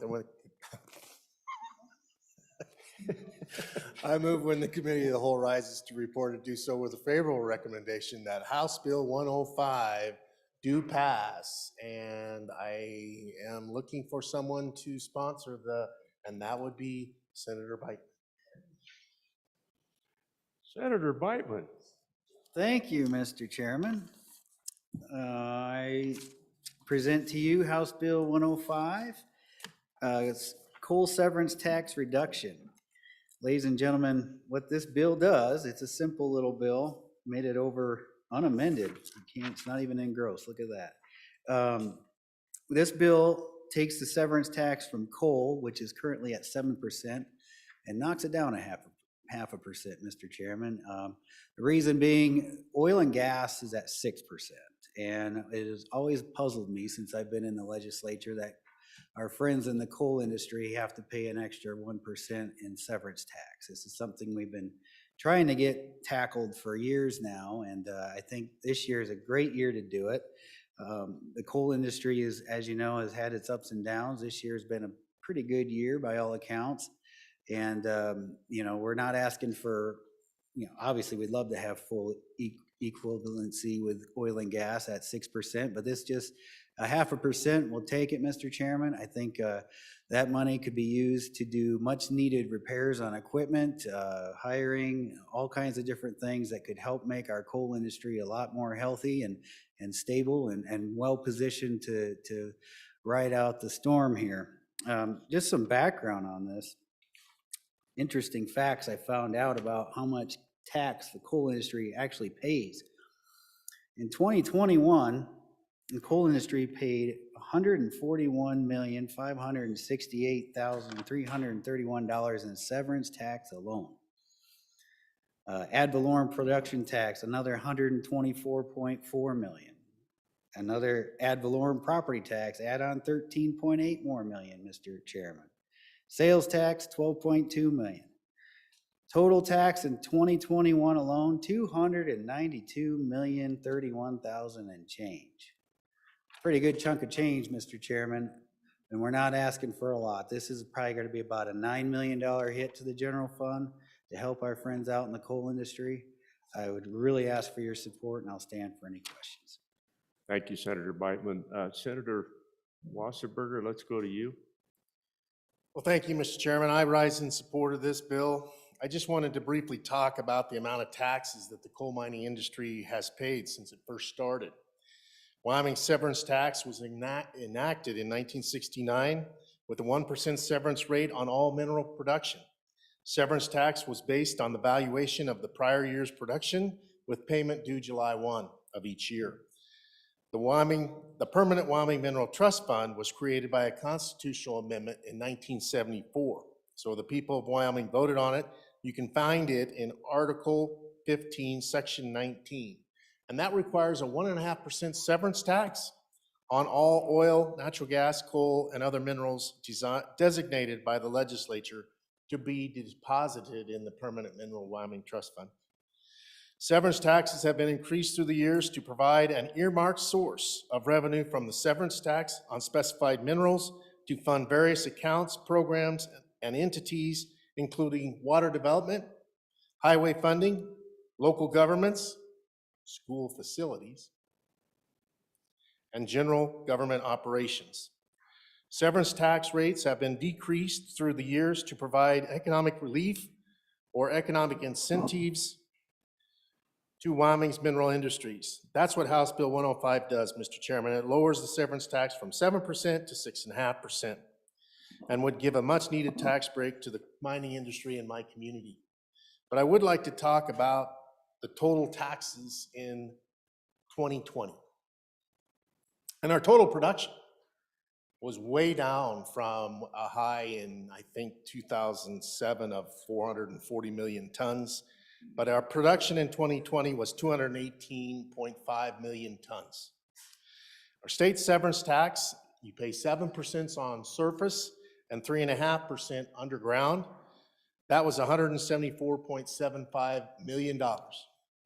Ad valorem production is taxed at 100%, and we paid $154.4 million in 2020. Ad valorem property tax at 11.5% is $13.5 million in 2020. State sales and use tax at 4% was $17.5 million in 2020. Mr. Chairman, it is important to point out that the coal mining industry pays sales tax, but it also pays the same rate diesel fuel, despite the fact that none of its haul trucks have ever touched pavement in the state of Wyoming. State rents and royalties estimated in 2020 to be $33 million. Federal mineral royalties, that's 12.5%, estimated in 2020 to be $1.26.7 million. And of that, that's our 48%. The feds get 52%, and that was $264 million. Of course, we all know that. Federal mineral bonus payments last year was $926,000. And Mr. Chairman, you were the chairman of that committee, and you know that we, through the coal lease bonus funds, $2.4 billion at least. And every school district in this state was impacted by that money. And great things were done with it. The mining industry does not mind being a great host and sponsor for this state. They see it as very important. AML fees at 28 cents a ton was estimated to be $35.4 million. Black lung fees, which has come off this year, and I think that the National Congress will put it back on, but that was estimated at $140 million. The grand total of taxes paid by the mining industry in 2020 is estimated to be $833.5 million. Of that total, Mr. Chairman, the total taxes paid to the state of Wyoming is estimated to be $555.9 million. And Mr. Chairman, after all the things that have been said about my community,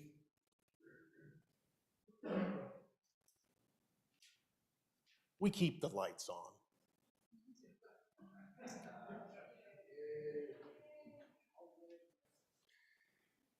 Senator Case. Thank you very much, Mr. Chairman. I love our coal industry.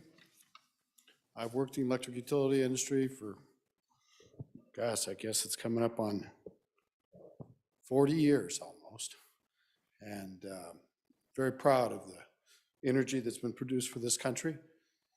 But we got to put this all in perspective.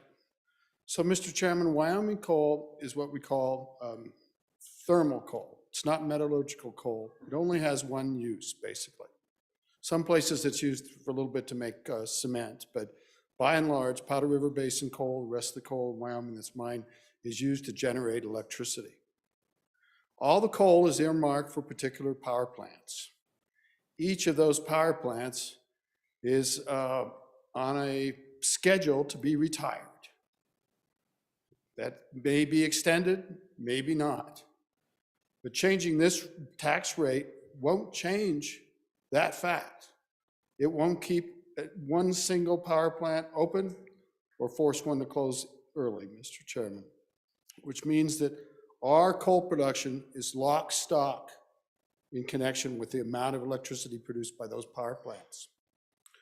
We had a very good year last year. We had a very good year last year mainly because natural gas prices were high and coal was the best way to produce electricity. We shared in that. These companies did well last year, Mr. Chairman, and I'm glad because it had been pretty tough for several years before that, and we'd seen a decline in coal production. But last year was a good year. Will it continue? Boy, I hope so. I really do hope so. But last year in the fourth quarter, the largest coal company made profit, $521 million. It was huge.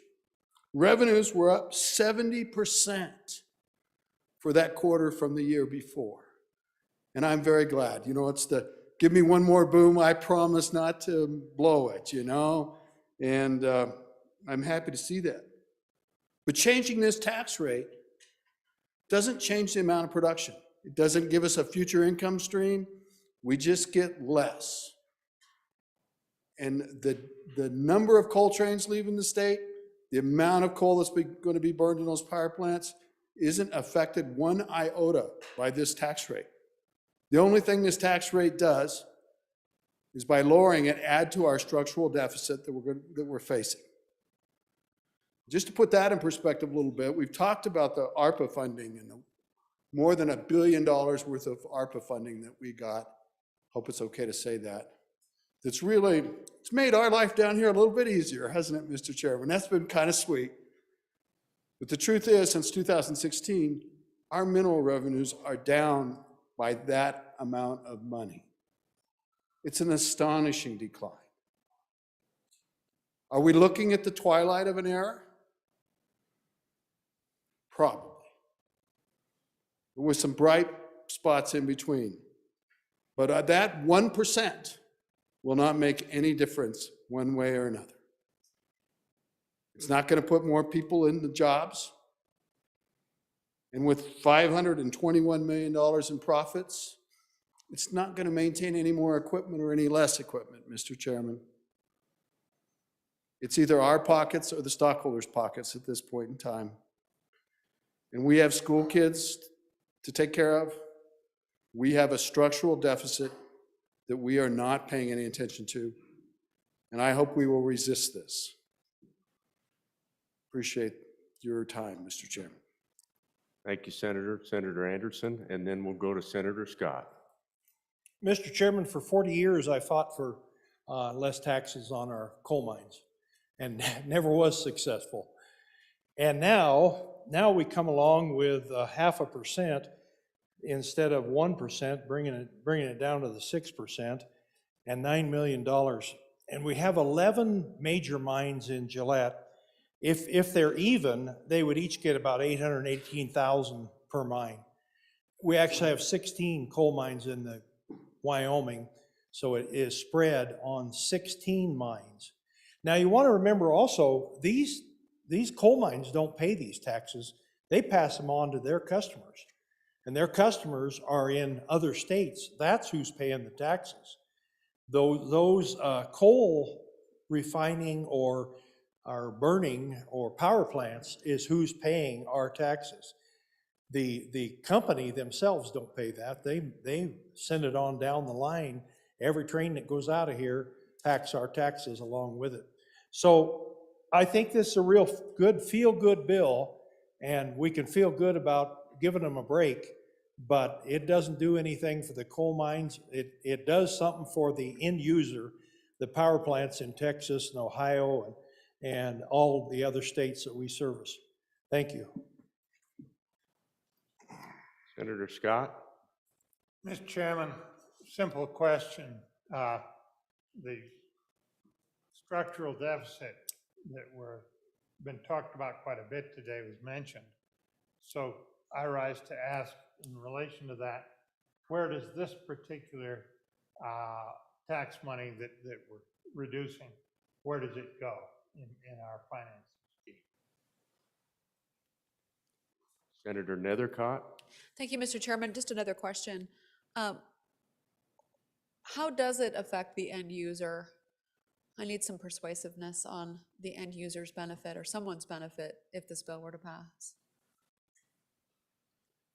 Senator Perkins? I can tell you it doesn't go in the Hathaway Scholarship. I can, or the Wyoming's Tomorrow Scholarship. I can tell you that much. So the severance taxes, the way that comes up, but the severance tax comes up, and it's actually if you go to severance tax.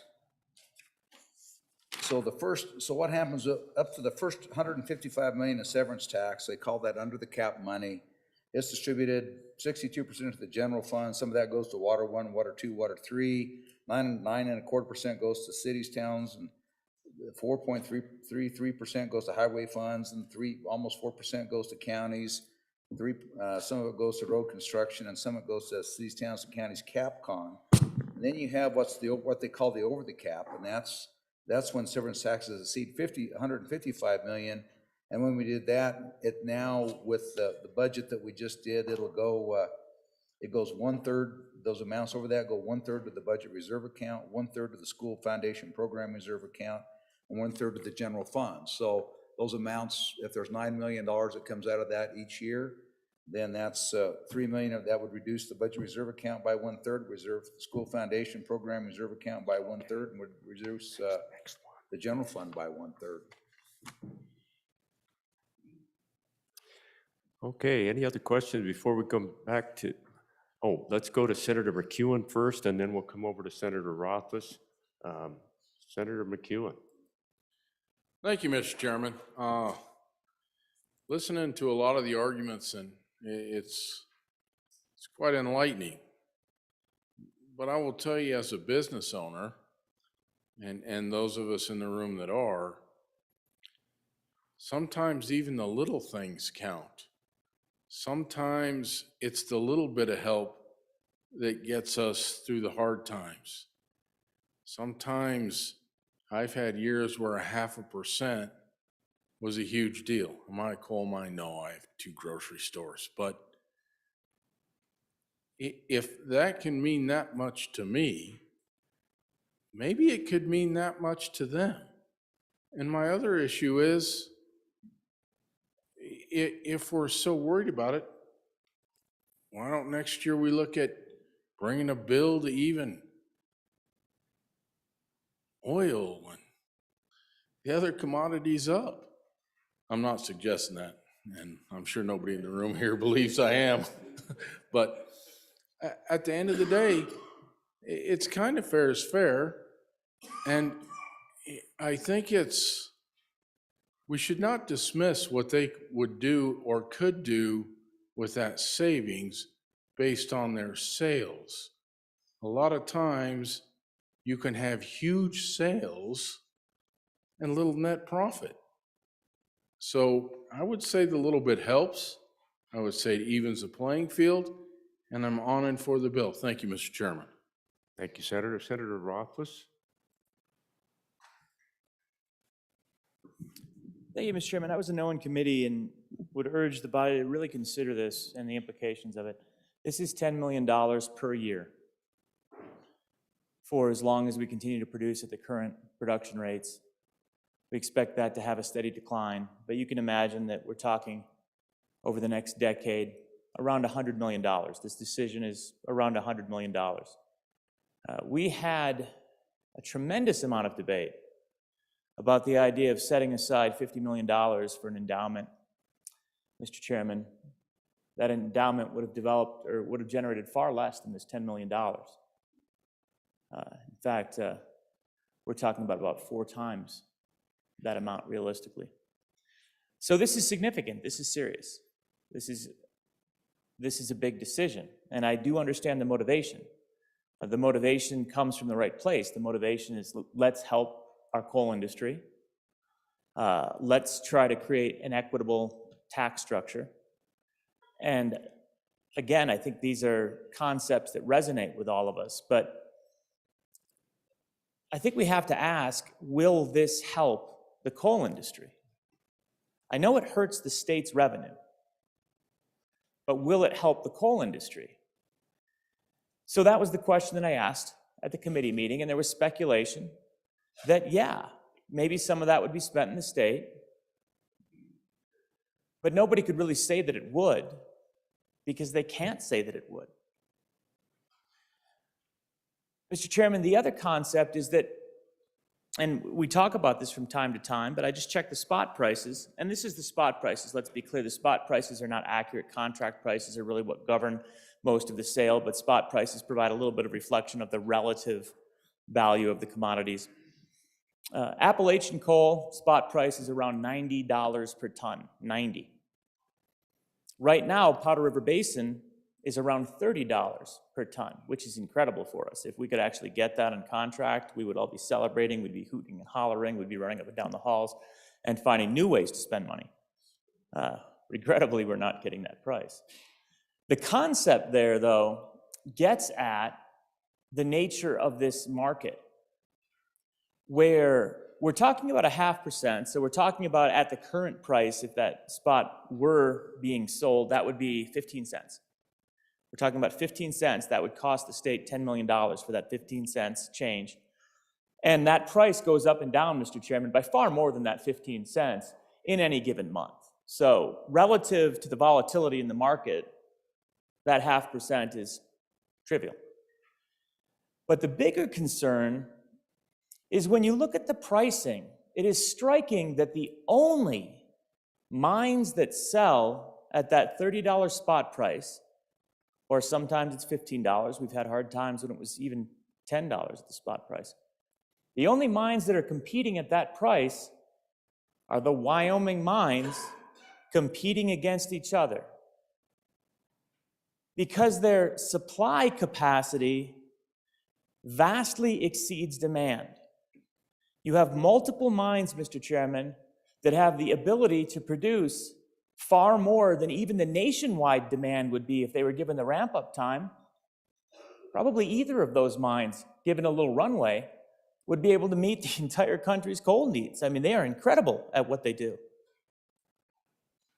So the idea that you have two entities and you give them both some portion of this $10 million, and then they say, well, let's hire new employees, or let's buy new equipment locally, that's just not based in sound economics. Because the supply and the demand is what's setting the prices and the distribution. And what they end up doing is competing against each other.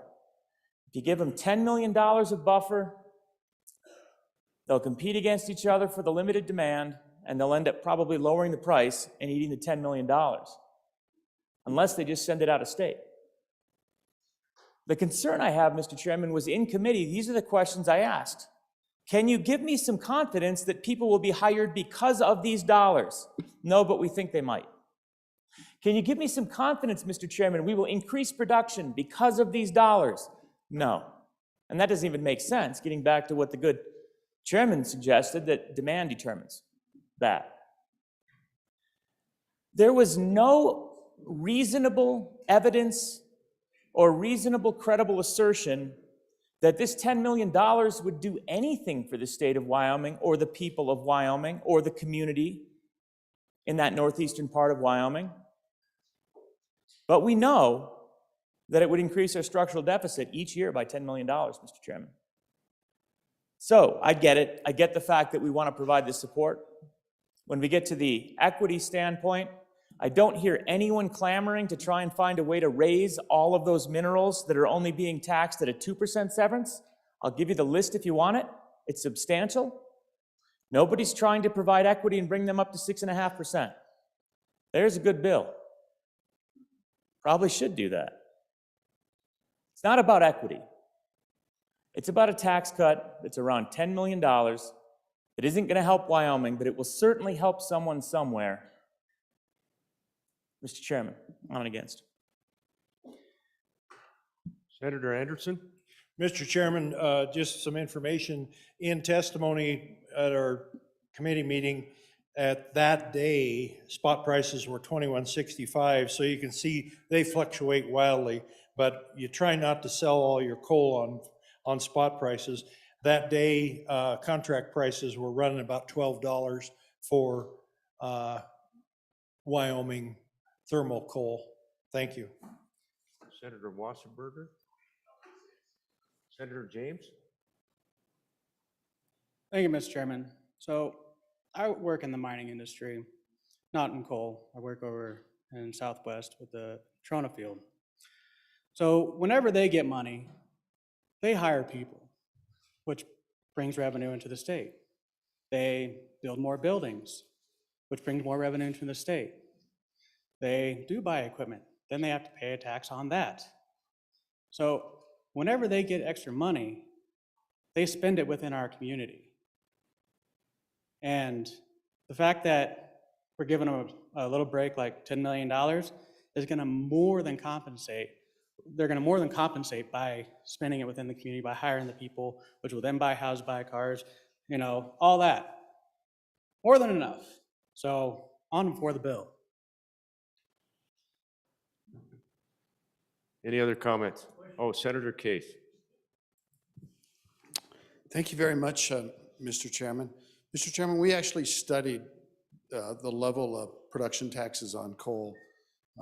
It's been quite a few years ago, but it was a landmark study. And it's kind of amazing what one of the major conclusions of that study involved our friends at the other end of Capitol Avenue.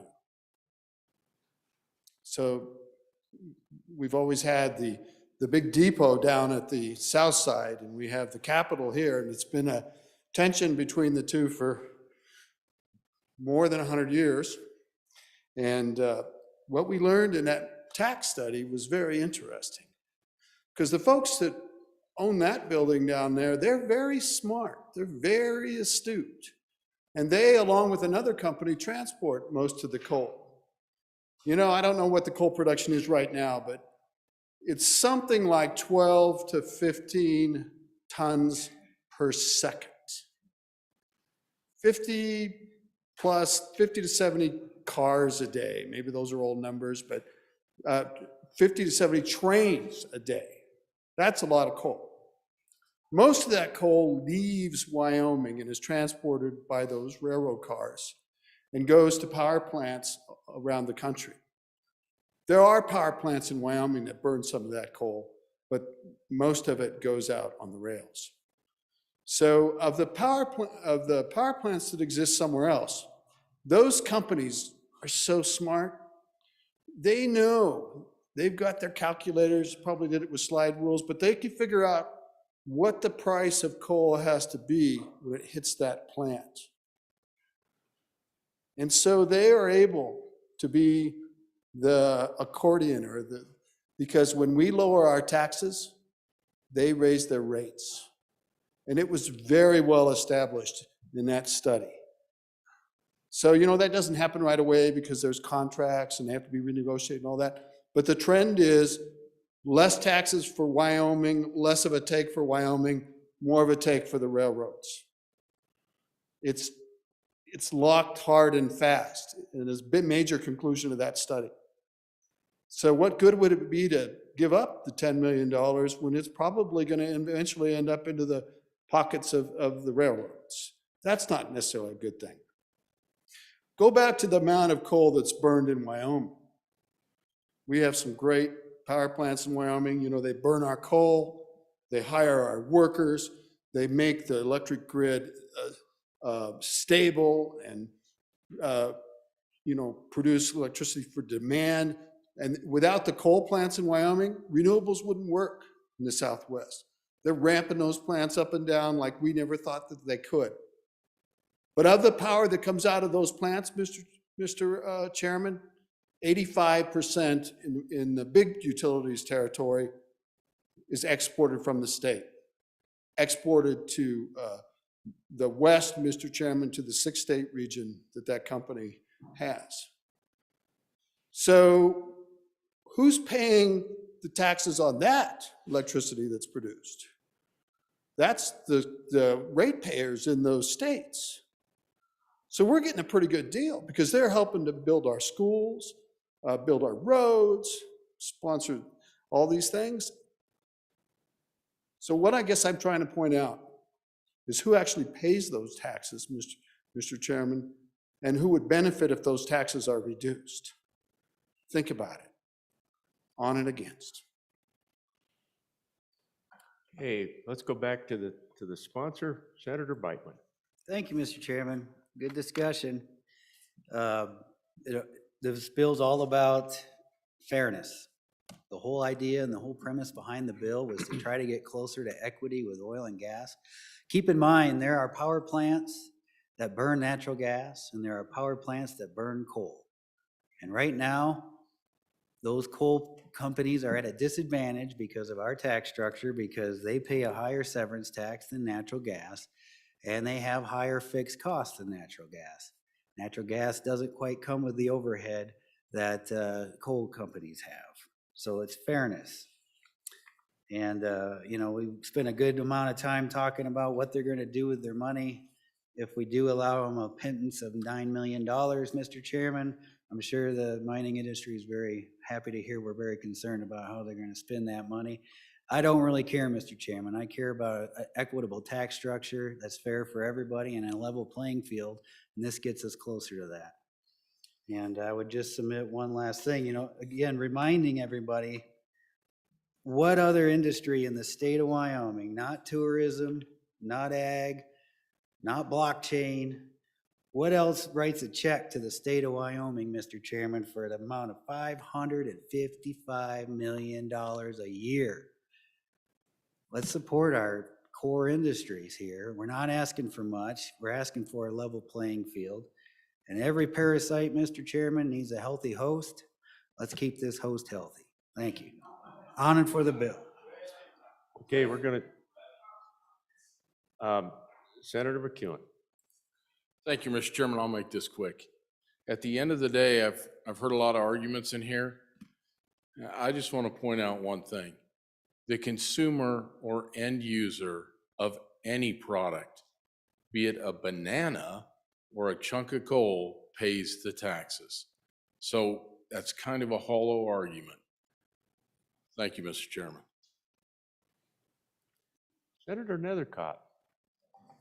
Thank you, Mr. Chairman. So here's where I'm at. So the questions I asked were sincere questions that were not answered, which probably goes to the concern of the sponsors.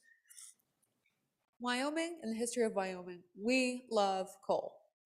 No one can challenge our love of coal. Or the sophistication of our Minerals Committee, a Joint Minerals Committee, and our Joint Appropriations Committee. So in the relationship with the Wyoming legislature and the mining corporations is a good one. So why is this bill not a sponsored joint, Minerals Committee bill, Revenue bill, Joint Appropriations Committee bill? Because we understand this delicate balance that we have to place when it comes to taxes on our energy industry. That it isn't just as simple as we think it is, that the huge profits of oil, gas, or coal really don't work in the way that we think that they might. And we have to be very careful about how we tax them in a way that allows those profits to continue and Wyoming to receive those revenues that we desperately need.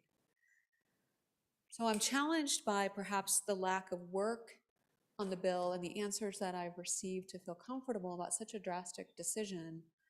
So I just want to express those concerns to the lack of answers to my questions. I certainly understand that reducing the costs can be spread through, but I need to know exactly how. And I don't believe that work has been done other than let's cut your taxes and hope it works out for the people of Wyoming. Further discussion. Senator Brightman, you want to take us home? Yeah, I forgot about that, Mr. Chairman. This bill, I've co-sponsored this bill every year since I was elected. This bill's been every single session we've discussed this bill. As to the question of why it hasn't been an interim topic, I've submitted it as an interim topic. There's just certain folks, follow my eyes, that don't like, tax cuts. And I've found out in my limited time here in Cheyenne that one of the hardest things to get past is a tax cut. We like to hold on to every last drop of money we get through our paws, and it's just been a tough road. Again, this goes back to our tax code and equity and fairness. What happens with that money is none of our business. It's just about should our tax rates be equal amongst competitors. Right now, the balance is tipped in the favor of natural gas when it comes to burning fuel. And this is all this is trying to address, Mr. Chairman. Question having been called. All those in favor of Senator Anderson's motion that when the committee of the whole rises to report, that it do so with a due pass recommendation on House Bill 105, please say aye. Aye. Those opposed, no. No. House Bill 105 is passed committee of the whole. Division is called. Those in favor, please rise.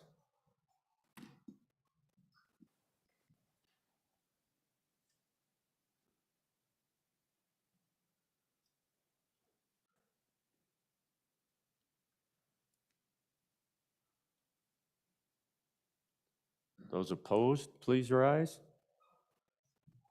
This is on the bill, so we will need a count.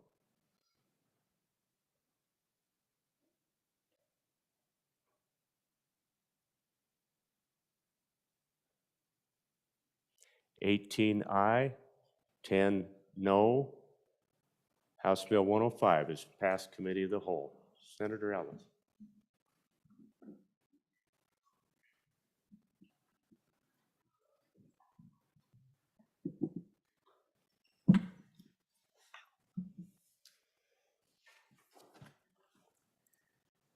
The next bill for our consideration is House Bill 64. Will the reading clerk please read in the House bill? House Bill 64 engrossed vehicle service contracts sponsored by Representative Brown, an act relating to the insurance code. It was referred,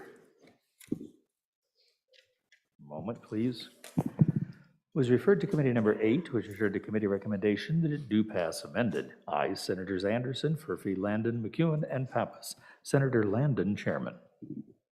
You have heard the reading of the bill. What is your pleasure, Senator Landon? Thank you, Madam Chairman. I would move that when the committee of the whole rises to report, it do so with a due pass recommendation on House Bill 64.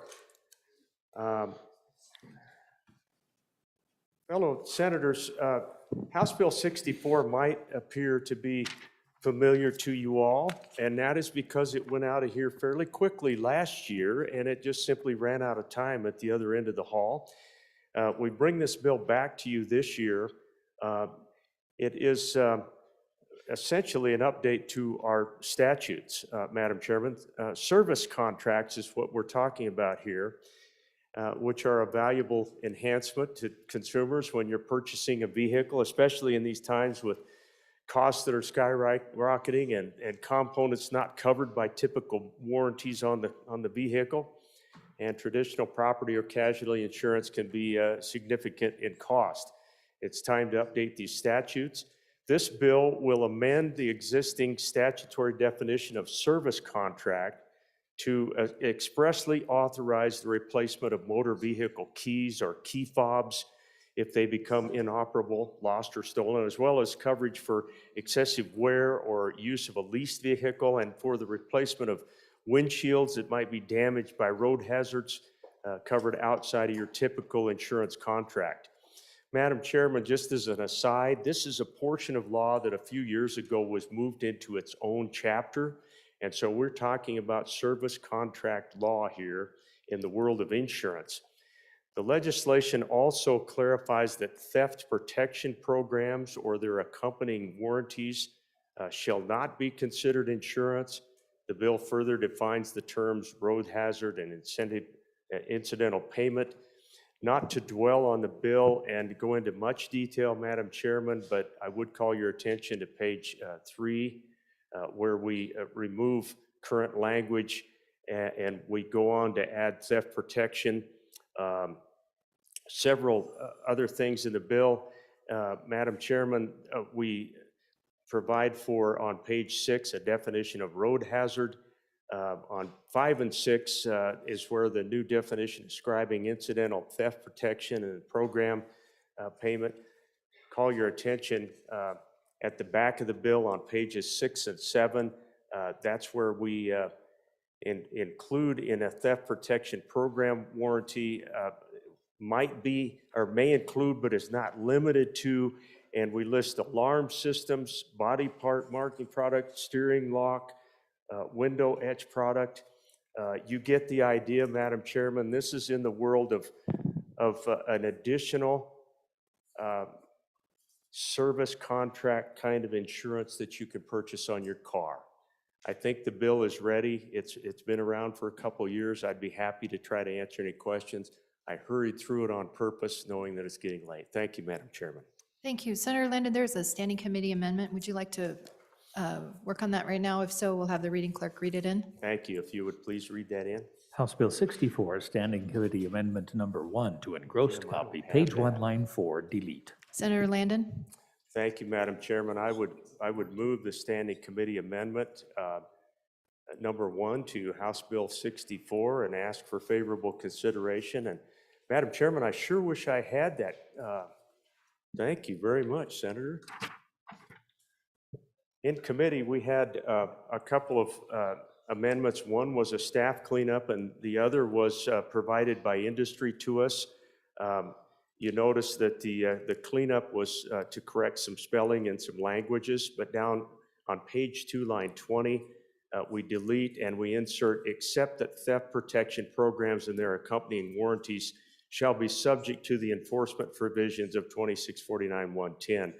That too was a cleanup, Madam Chairman. I'd ask for your favorable consideration on the standing committee amendment. Discussion on the amendment? Question being called. All those in favor of Senator Landon's, hold on. Motion that when the committee of the whole rises to report that it do so with a favorable recommendation of standing committee amendment number 1 to House Bill 64, please say aye. Aye. All those opposed, please say no. The amendment has passed. We're back on the bill. Senator Landon? Madam Chairman, thank you. That was a hurried overview of the bill. I'd ask for your favorable consideration unless there's any questions. Questions from senators? Seeing none. All those in favor of Senator Landon's motion that when the committee of the whole rises to report that it do so with a favorable recommendation of House Bill 64, please say aye. Aye. All those opposed, please say no. No. House Bill 64 has passed committee of the whole.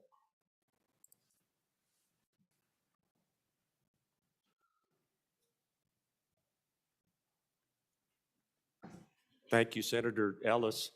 At least we're getting a little bit of exercise today.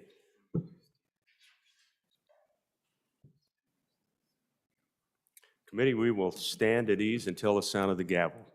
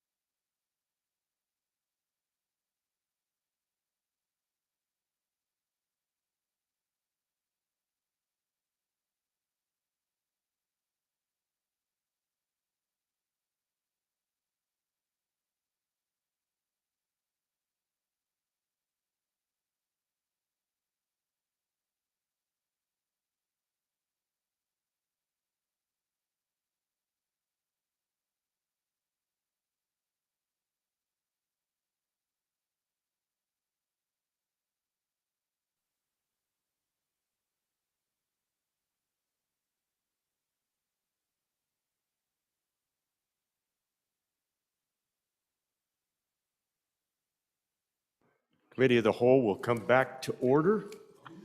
We're going to switch the order a little bit on the whiteboards and go to House Bill 131 for your consideration. And I would ask the reading clerk to please read in House Bill 131. House Bill 131, engrossed, nuclear power generation and storage amendments, sponsored by Representative Burkhart, an act relating to environmental quality. It was referred to Committee Number 9, which returned a committee recommendation that it do pass amended. Ayes Senators Anderson, Cooper, Rothfuss, and Wasserberger. No Senator Beitman. Senator Anderson, Chairman. You've heard the reading of the bill. What's your pleasure? Senator Anderson. Mr. Chairman, when the Committee of the Whole rises to report, I recommend they do a due pass on House Bill 131. There is a standing committee amendment. Could we have that read in at this time? House Bill 131, Standing Committee Amendment Number 1 to engrossed copy, page 4, line 14 after. Senator Anderson. Thank you, Mr. Chairman. And to explain this good little bill, Senator Wasserberger, please. Senator Watson-Berger. Mr. Chairman, everybody has a funny way of pronouncing my name. And, you know, it was always so much fun because Hank Coe was the worst. Oh, yeah. It was fun. Well, and Senator, just knowing that if we climb back up the tree far enough, a cousin of mine, you know, so I'm allowed to rib him just a little bit. So Senator Okay. Wasserberger. Thank you. We are back on the bill, Mr. Chairman. Mr. Chairman, House Bill 131, nuclear power and storage amendments, does 4 basic things. It fixes the preemption issue of the Nuclear Regulatory Commission and addresses and corrects the conflict between current Wyoming statutes and the U.S. NRC's preemption laws over nuclear plants, provides that the NRC has the sole authority to license an advanced nuclear reactor and expertise to conduct the rigorous and in-depth reviews and analysis for the construction and operation of a nuclear power plant with the cooperation of our environment, safety, and socioeconomic review that is necessary. Second, this is not a new statute, but an amendment to the existing statutes. It allows that the statutes on small modular reactors to include advanced reactors, and it coordinates and conforms with Wyoming Statute 3511, Articles 15 and 21. Third, it provides augmenting existing coal-fired power plants with a new type of fuel, nuclear power. That fuel can power new industries and a new economic base, providing new uses for our existing minerals. Fourth, the bill coordinates with 2019 legislation. I think that was Senate File 159 with our president, and cleans up and resolves issues related to that legislation.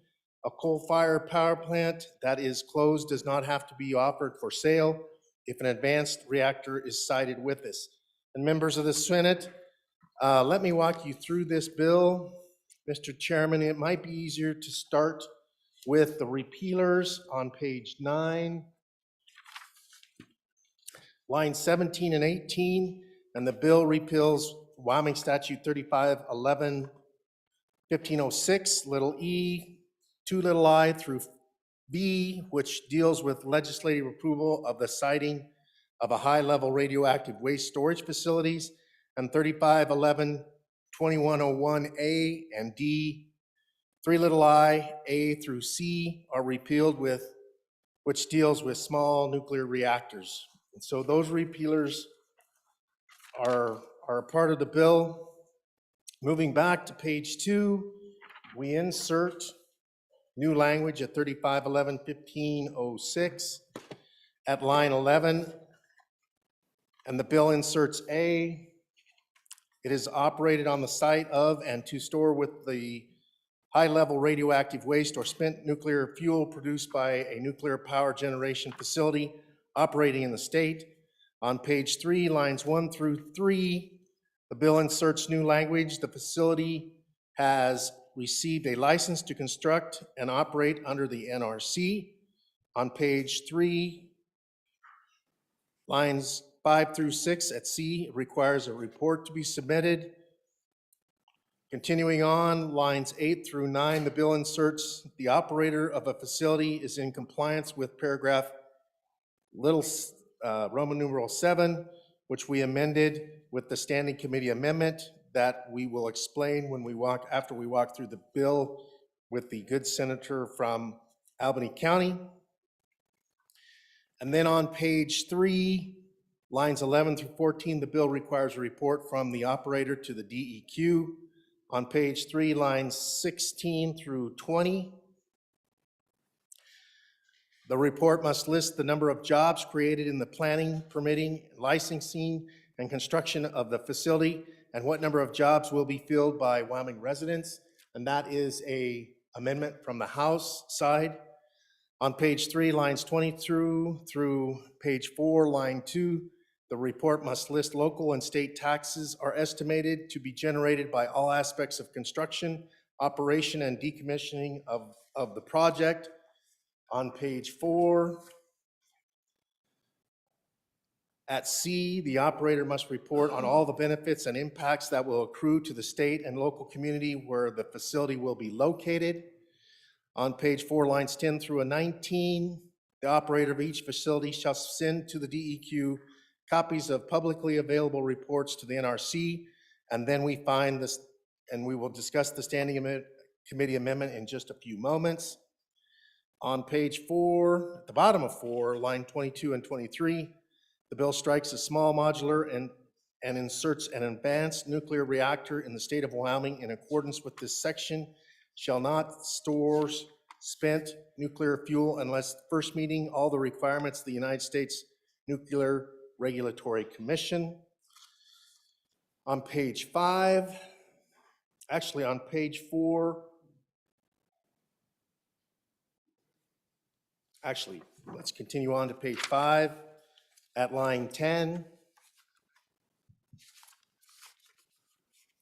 The bill strikes small modular and inserts advanced nuclear reactor means a nuclear reactor with new language, including any necessary auxiliary facilities or structures that is improvement over nuclear reactors placed in service before January 1st, 2021, and has a license issued by the U.S.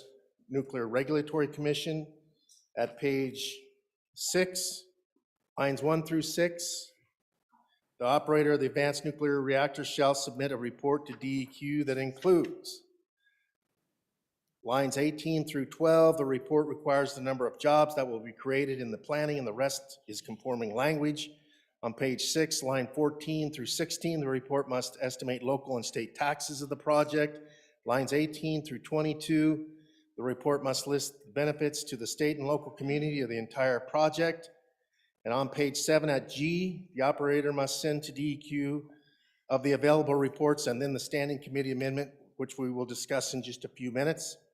On page 7, line 9 at 37-133, the bill exempts the advanced nuclear reactor from being sold. At page 8, lines 6 through 9, the bill inserts an electric generation facility that is closed in order to facilitate a conversion to or replacement with an advanced nuclear reactor that is operated in accordance with WS 3511-201, which is right here. On page 9, lines 4 through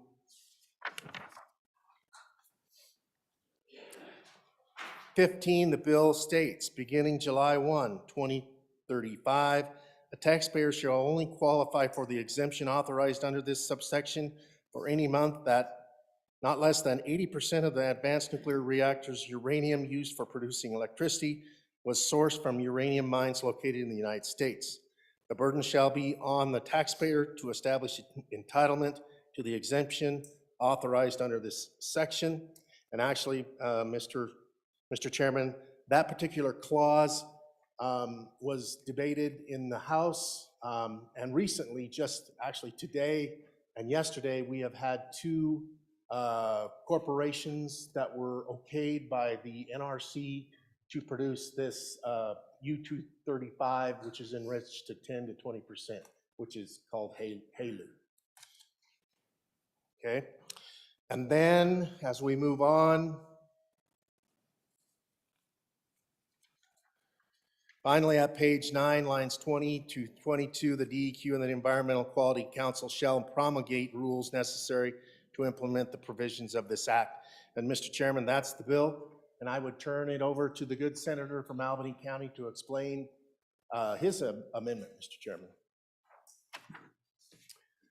Thank you, Senator. Let's go to Senator Rothfuss. And Senator Rothfuss, are you going to be on the standing committee amendment? Mr. Chairman, I am going to be on the standing committee amendment. Have All we right. read that in? That has not been moved. It has been read in. It's been read in, but not moved. Well, I will be the one that moves it then. I would like to move standing committee amendment number 1 to House Bill 131. Thank you for that, guys. And I would ask your favorable consideration as well as the rest of the body. Mr. Chairman, this is some suggestions that we put in place on the standing committee related to the House Bill 131, and it really simply relates to some reporting requirement requests that were made to make sure that any data that is coming from or going to the NRC or any other reporting agency is publicly available and easily found. There was also a suggestion that the timeline for making those reports was less than the 15 days, which is currently in the legislation, so it was taken back to 5 days from 15. And you can see that was done in 2 places, on page 4 and on page 7. You see that the language is changed rather than 15 days to as soon as practicable, but not less than 5 days. And then there's the addition of language, the operator shall also transmit all information required under this subsection to emergency management departments of the local governments where the facility is located, and shall make the information available on a public website. So again, there's no real change in policy here. It's just a transparency consideration that was requested. It seemed very reasonable. I'd ask the body's favorable consideration. Happy to answer any questions on the standing committee amendment. If there are none, I'd call for that question. Questions on the standing committee amendment? All those in favor of Senator Rothfuss's motion to adopt standing committee amendment number 1 to House Bill 131, please say aye. Any opposed? No. That standing committee amendment has passed. We're back on the bill. Senator Anderson. Mr. Chairman, I'd just like to emphasize how important this bill is to the state of Wyoming. We're trying to clean up our statutes so that we can entertain other nuclear plants in Wyoming, and the people are making those decisions right now for 10 years from now, and they're all studying this and seeing where they're going to place those advanced nuclear reactors.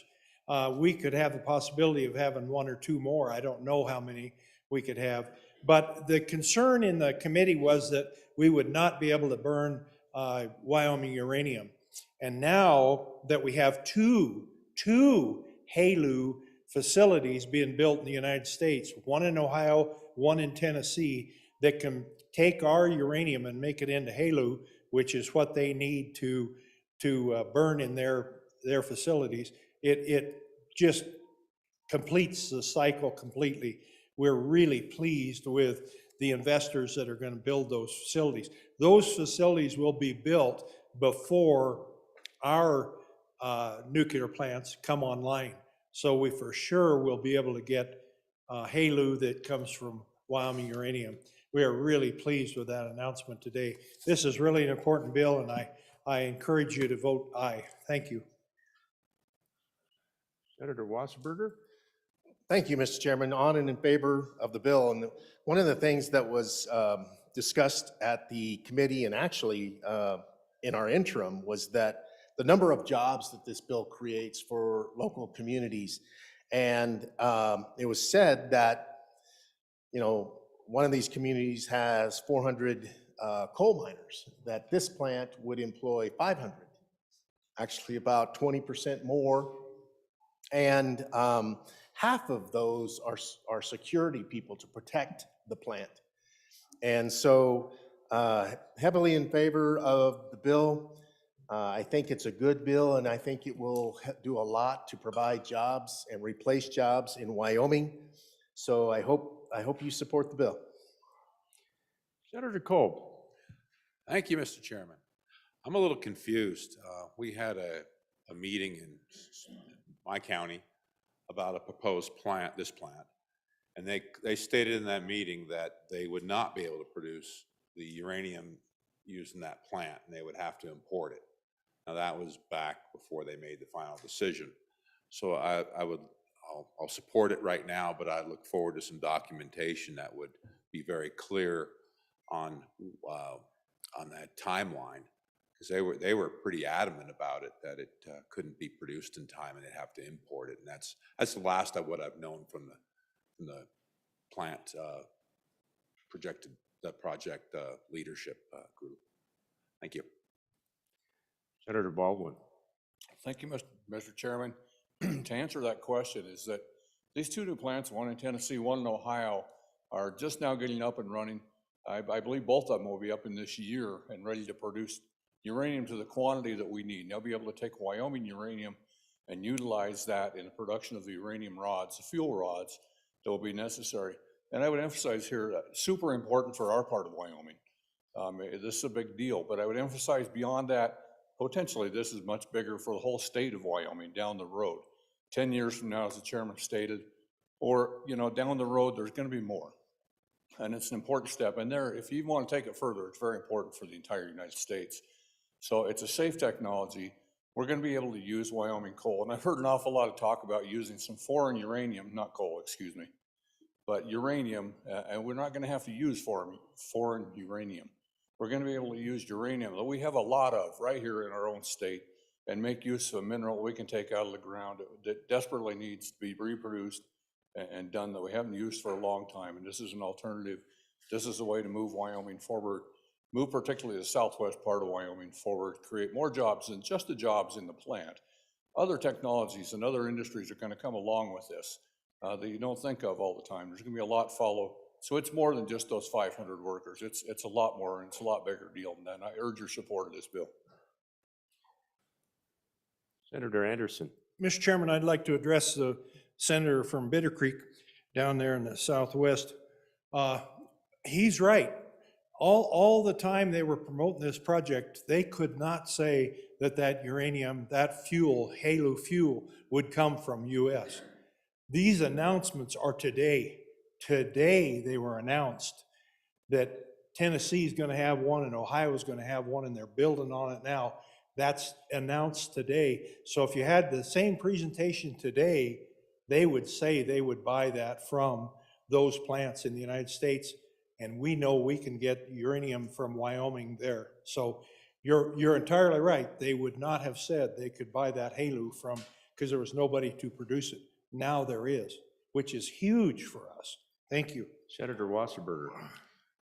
Thank you, Mr. Chairman. And just real quick, 100% of the HALEU was made in Russia. And so that's the reason why the NRC has approved those two companies to start making HALEU. And so obviously, speed was of essence. And maybe a stick in the eye also. Senator Cole. Yeah, to the sponsors of the bill, of course, it's, this whole issue is becoming a hot button issue with Russia and what's going on. And I think the public would like to have some reassurances that it isn't, something we're purchasing from, say, in this particular case, an adversary to peaceful people in the world. And the second part would be, what do we have for reassurances that they're going to use actually Wyoming uranium? I know we produce uranium, particularly in the area of the Sweetwater.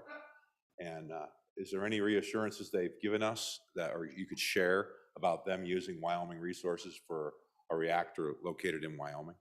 Thank you, Mr. Chairman. Senator Anderson. Mr. Chairman, I can't tell you that that's going to be the economic motivator for them, but they have assured us that if they could, they would buy Wyoming uranium and make it into HALEU, and now they can. So our producers, who are producing nothing now, will all of a sudden be able to produce 2 million pounds and have an outlet for it. Right now, we don't have anybody to enhance our uranium so that we can sell it as a product. We will, in a few years, have 2 plants that can produce HALEU that the world is going to use. So they said they would use ours if we could get it enhanced, and now we can. Senator Beitman. Thank you, Mr. Chairman. My couple questions. One would be, we've covered the Russia angle on the uranium, but my concern and the concerns I'm hearing from a lot of my constituency is about the ties to the Chinese Communist Party and the research and development that's gone on with that. So I'd like to know more about those ties to China. The next thing would be, where would this electricity that's being generated go? It is my understanding that it would not be consumed by Wyoming residents. It would not benefit us at all. It would be shipped to the Southwest. So that's another question. And then if we are shipping the electricity out, are we getting any tax revenue on that electricity we're shipping out? And then the third and follow up to that would be, if it's such a great idea for those folks that are getting electricity, why don't they just build the plant, down by California or Las Vegas or downstream, right where they're going to consume the power? So that's it for now, Mr. Chairman. I'm probably going to have some more questions, but. Thank you, Senator. Senator Hutchings. Mr. Chairman, quick question. I'm getting some email on this subject, and some of the people are concerned just about having a nuclear plant in our state. Just wondered if they can address some of those concerns. Thank you, Mr. Chairman. Senator Case. I kind of had a hunch, maybe. Well, Mr. Chairman. The economist in the crowd. Mr. Chairman, I don't know if I have all those answers, but some answers are that, our electric grid in Wyoming and the 6 states was really designed around centrally placed coal-fired power plants that existed mostly in Wyoming, but in other states too, and used the transmission lines to take the power to the west. So Wyoming's about 15% of the load of the really big company that serves our state, and the rest, the 85% is belongs to someone else. It'd be Washington, Oregon, Idaho, a little bit of California, Utah. The states that are pushing really hard for renewable resources have also said that if coal plants, if that power transmission grid is not reused or repurposed, either for renewables or for something else, that they won't help to pay for it anymore in the future. That's a big sleeper issue. So, we have the coal plants here. We rely heavily on the production of coal to go into it, as we discussed a little earlier today. But there's also this issue about the transmission line and how that fits. So the idea of taking a centralized production of electricity and putting it at those places to use those same transmission lines has a lot of merit, and it's a lot of benefit to the system. The system was already designed to move power out of Wyoming. Will we benefit? Well, we'll benefit to the same proportion that we're doing now. It's all based on Wyoming's demands versus the demands of the other states, which I mentioned is about 15% of the total right now. So we'll continue to benefit there. With regard to taxes, that's a really good discussion. And as your revenue chairman, Mr. Chairman, I'd like to dig into that a little bit more, because the coal-fired electricity and the whole infrastructure for that paid an enormous amount of taxes, not just for the coal that was burned in Wyoming, but elsewhere, of course. But for the Wyoming coal, you still have the severance and ad valorem on the coal. The plants have a massive labor force, and they pay property taxes. And so that was all really good things. Some of that begins to fall away with these smaller plants that won't have, they'll have a construction force, but remains to be seen, I think, what the sustained employment will be. They'll be good jobs. We want those jobs. But how much money we make off the fuel and the production of electricity, that remains to be seen. This, we did have a $5 per megawatt hour proposed tax for nuclear-powered generated electricity, Mr. Chairman. Of course, that's kind of going away. There are other issues about industrial siting, Mr. Chairman, that like to relax, these coal plants, when they were built, they paid a lot of money into to the industrial siding world. This is kind of proposed to be a little bit different, Mr. Chairman. So are we getting enough taxes? I think that's a really good question. I think where we need to go in the future in Wyoming is to collect taxes on the electricity produced, irregardless of how it's produced, Mr. Chairman. And maybe move to a mechanism that would allow deduction of other taxes that are paid, whether it's severance ad valorem, property tax on equipment, maybe severance taxes on uranium, for example. But we have to move to that kind of a tax structure, because one thing's for sure, if we play our cards right, and this bill is part of it, we will be a player in the production of electricity in the West for decades to come. Will we be a player that also enjoys tax revenues like we used to enjoy?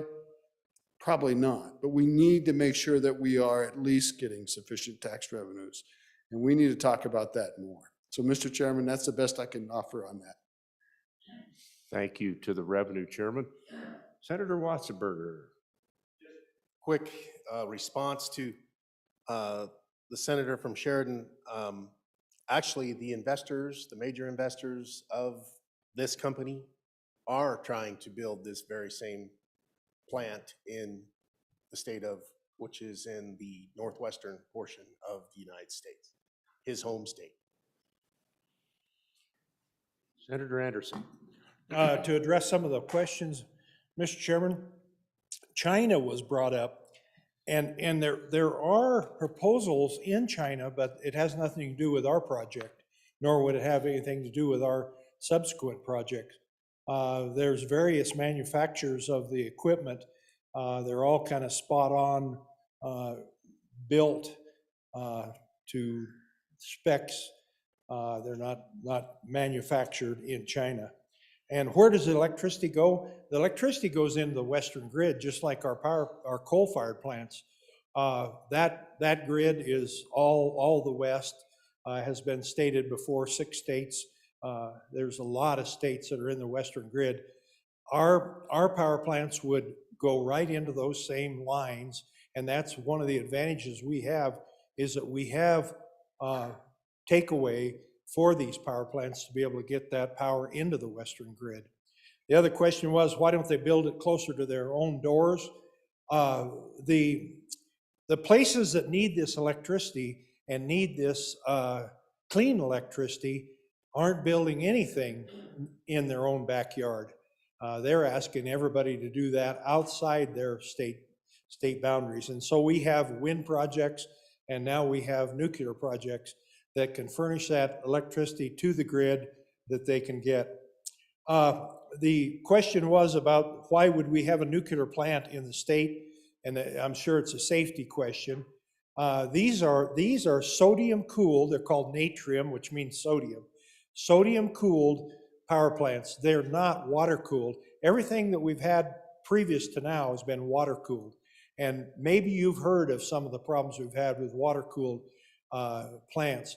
We've not had that problem with natrium or sodium cooled plants. So we're really excited that we have one of the safest designs that's come up yet. So we have a lot of safety involved in this plant. Thank you. Further debate. Senator Cole. Thank you, Mr. Chairman. A question on the tax.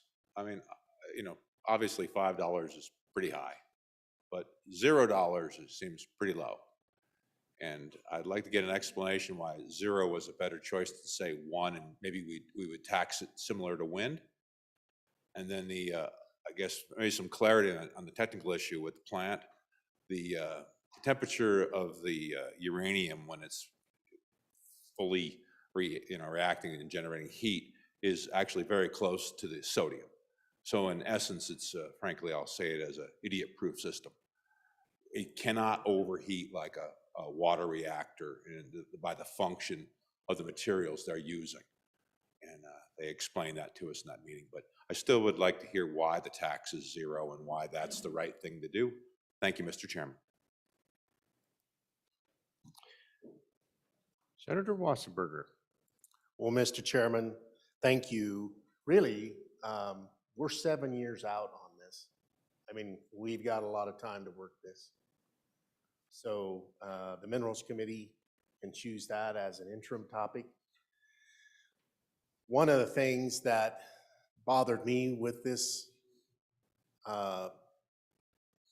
was my community is one of those communities that is being looked at to replace a coal-fired power plant. And I've always been a proponent of nuclear power, but I got a little worried when it was in my backyard. And so I did a lot of research this summer, and I spoke to people in my family who are in nuclear power in various places throughout the United States. And so we talked a great deal about natrium, sodium, nuclear power plants. And so I came away with it. I do believe it's safe. I think we have lots of time to look at this for the various different communities in our state. The good senator from Fremont County, who is an economist, was absolutely correct. The reason why we're being looked at is because we have the grid there to send it out to the rest of the world or to the Western United States. So I spent a lot of time on this issue, and can I tell you it's 100% safe? I'll never be able to tell you that, but I think it's safe enough to where I can say to the people of Campbell County, we keep the lights on. Are you about ready for the question on House Bill 131? Senator Dockstader. Thank you. Appreciate the discussion, folks. Let me take you to a little bank out in this community. We met down in the conference room not long after the discussion that we would be losing hundreds of jobs in that community. And that led to multiple meetings. I put countless hours in my truck traveling back and forth, trying to figure ways to help this community and the hundreds of people that would be affected, not just there, but in the region, and the spin-off jobs and all that went with it. What were we going to do? How were we going to help these people? We met, and then we looked at a way to maybe slow down the closure through legislation. Power plant, put a lot of time and effort into that. All of this at my own expense, my own time. Technically, it's not even in my area, in my district, but it's a part of Wyoming, and it's hundreds of jobs for Wyoming. So I kept showing up, looking for solutions, putting legislation out there, which you supported, and I thank you for that. And then along came this proposal. And I can tell you, you watched the mood in a community change overnight. They said, there's an avenue, there's a way we can keep people in this area, in this community and the region, Southwest Wyoming, employed. And we can lay the template out, which this bill does, for possible other plants around the nation. Absolutely a smart place. Put it on the grid, get it out there. Are we concerned about who's behind it all? I spent time in a nearby industry with the governor talking about how we could improve the air quality in another industry south of there. Guess who came on the screen to talk to us? The owner out in the Middle East. If you're concerned about this one, you better be concerned about a lot of businesses in this state that have ownership outside of it. Folks, this opens the door of opportunity. This puts us at an international playing field for all the minerals, the gases, the wind, nuclear. Maybe someday we'll be down here talking about how to give a tax break to nuclear like we did just a little bit earlier, because we're making so much money on it and they're bringing so much money into the state. Folks, it's time to take Wyoming forward. Here, this bill is the template for it. It's time to get behind the people of Wyoming and make sure we give them our support on and for the bill, on and for the project. Okay, we're gonna question having been called. All those in favor of Senator Anderson's motion that when the committee of the whole rises to report to do so with a do pass recommendation on House Bill 131, please say aye. Aye. Any opposed, no. House Bill 131 has passed committee of the whole. Mr. Majority Floor Leader. Do you have any indicators to us? Do you want to keep going? 2 more? That's the next bill for our consideration is House Joint Resolution 5. Would the reading clerk please read in the resolution? House Joint Resolution 5, Permanent Mineral Trust Fund Investments and Distributions, sponsored by the Capital Financing Committee. A joint resolution proposing to amend the Wyoming Constitution to to modify and modernize the Permanent Wyoming Mineral Trust Fund.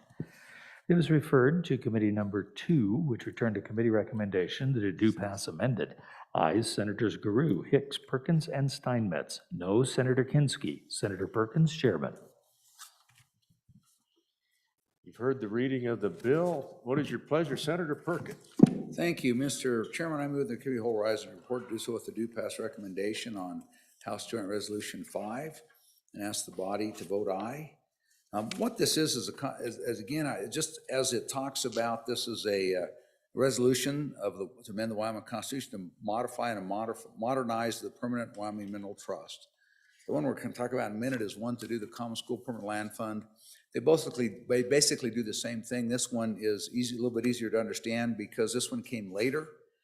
This is the Permanent Mineral Trust Fund, and it's a little bit more modern because its inception happened in the last several decades instead of the beginning of statehood.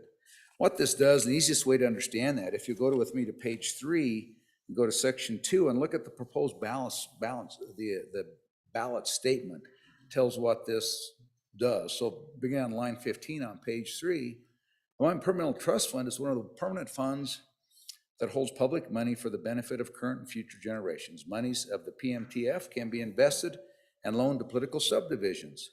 This amendment would clarify the inviolate nature of the PMTF by specifying that any investment or loan losses to the PMTF's corpus must be made whole. That's a significant difference, Mr. Chairman. The current Constitution provides that the fund is inviolate, but it doesn't talk about what you have to do with losses. One of the things that this bill does is that it requires the legislature to adopt laws provide for the means and method and timing for putting back those losses.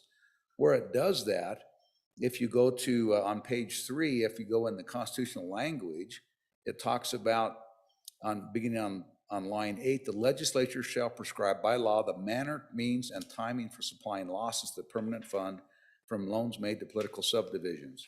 So we're talking about prescribing those types of losses, and when they come back, they have to be provided for. As we talked about, we have a number of legislative directed investments. We have several $100 million of loan capacity out of the Permanent Trust Fund. At this point in time, I think we looked, there's about 83 or so million, about 86 million currently loans that are made out of the corpus of the Permanent Trust Fund. If one of those loans failed, ultimately, this Constitution amendment would make sure that the legislature had to provide and pay that loan, that loss back. It would have to make up that loan in some manner or method. And right now, the Constitution doesn't provide for that. Continuing on, so again, it says, nature of the PMTF by specifying that any investment loan losses to the PMTF's corpus must be made whole. The legislature would be required to adopt laws providing for the means and timing for doing so. We've done that kind of nebulously a year ago with what we codified what's called the Treasurer's interpretive rule, which is how he did that. This would probably flesh that a little bit more. For example, in Idaho, they did this recently. In Idaho, they use that language, supplying losses that you see in the language. They now have a thing that it's got to be done within 10 years. And so they can't be any longer than 10 years in order to pay those types of losses back. That's an example of how that legislature defined that after they amended their Constitution. Continuing on line 23 of page 3, the amendment would also require that all earnings from PMTF investments be deposited into a separate earnings fund. Currently, the Constitution specifies the disposition of PMTF investment income, but does not specify the use or disposition of investment earnings. And there is the modernization.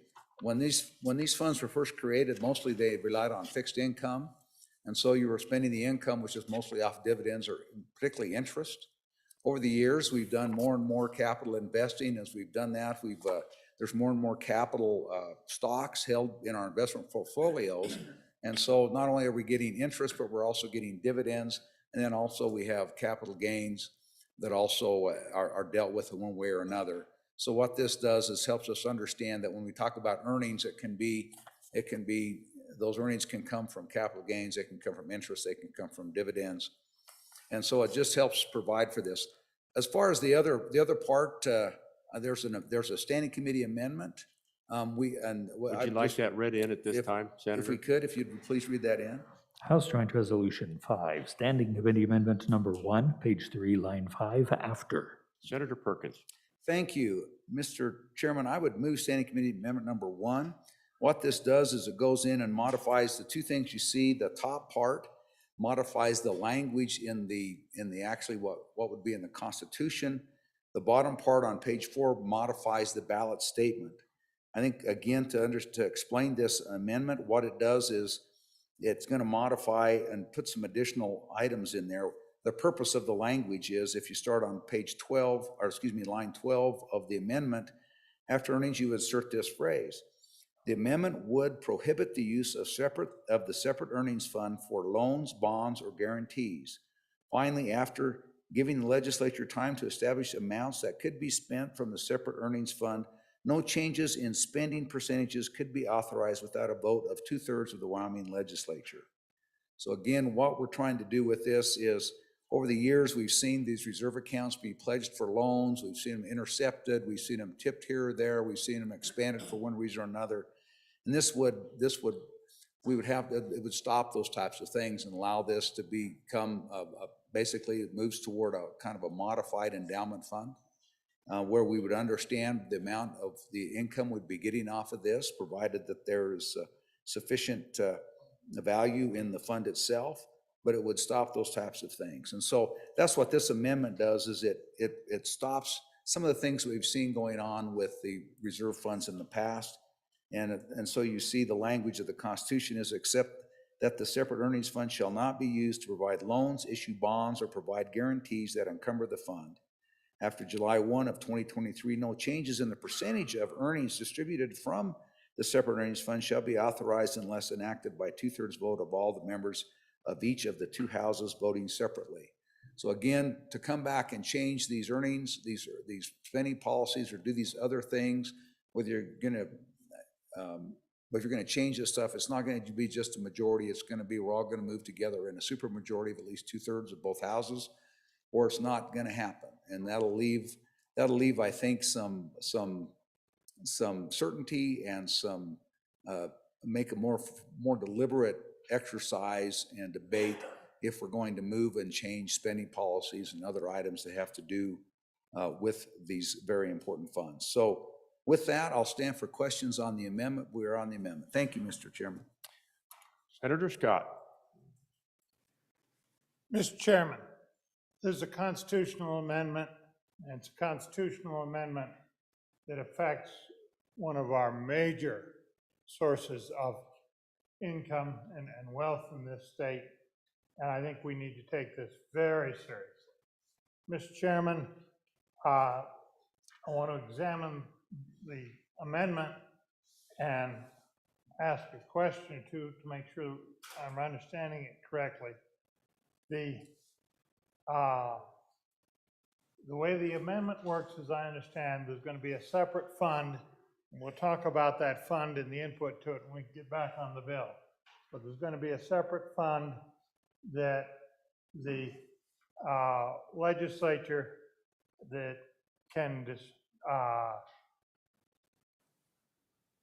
actually do several things with, but one of them is to distribute it, and I take it that includes distribution outside the permanent minimum fund, distribution to general fund or some other fund that we spend out of. The provision is that the percentage that's going to be distributed is going to be set, and then it's going to take 2/3 to change that. What I'm afraid of with the amendment is that what will happen, we'll set an initial percentage. And then sooner or later, given the volatility of our income, we will have a crisis such as we had last year, such as we've seen. I can't remember how many I've seen down here, but it's been too many.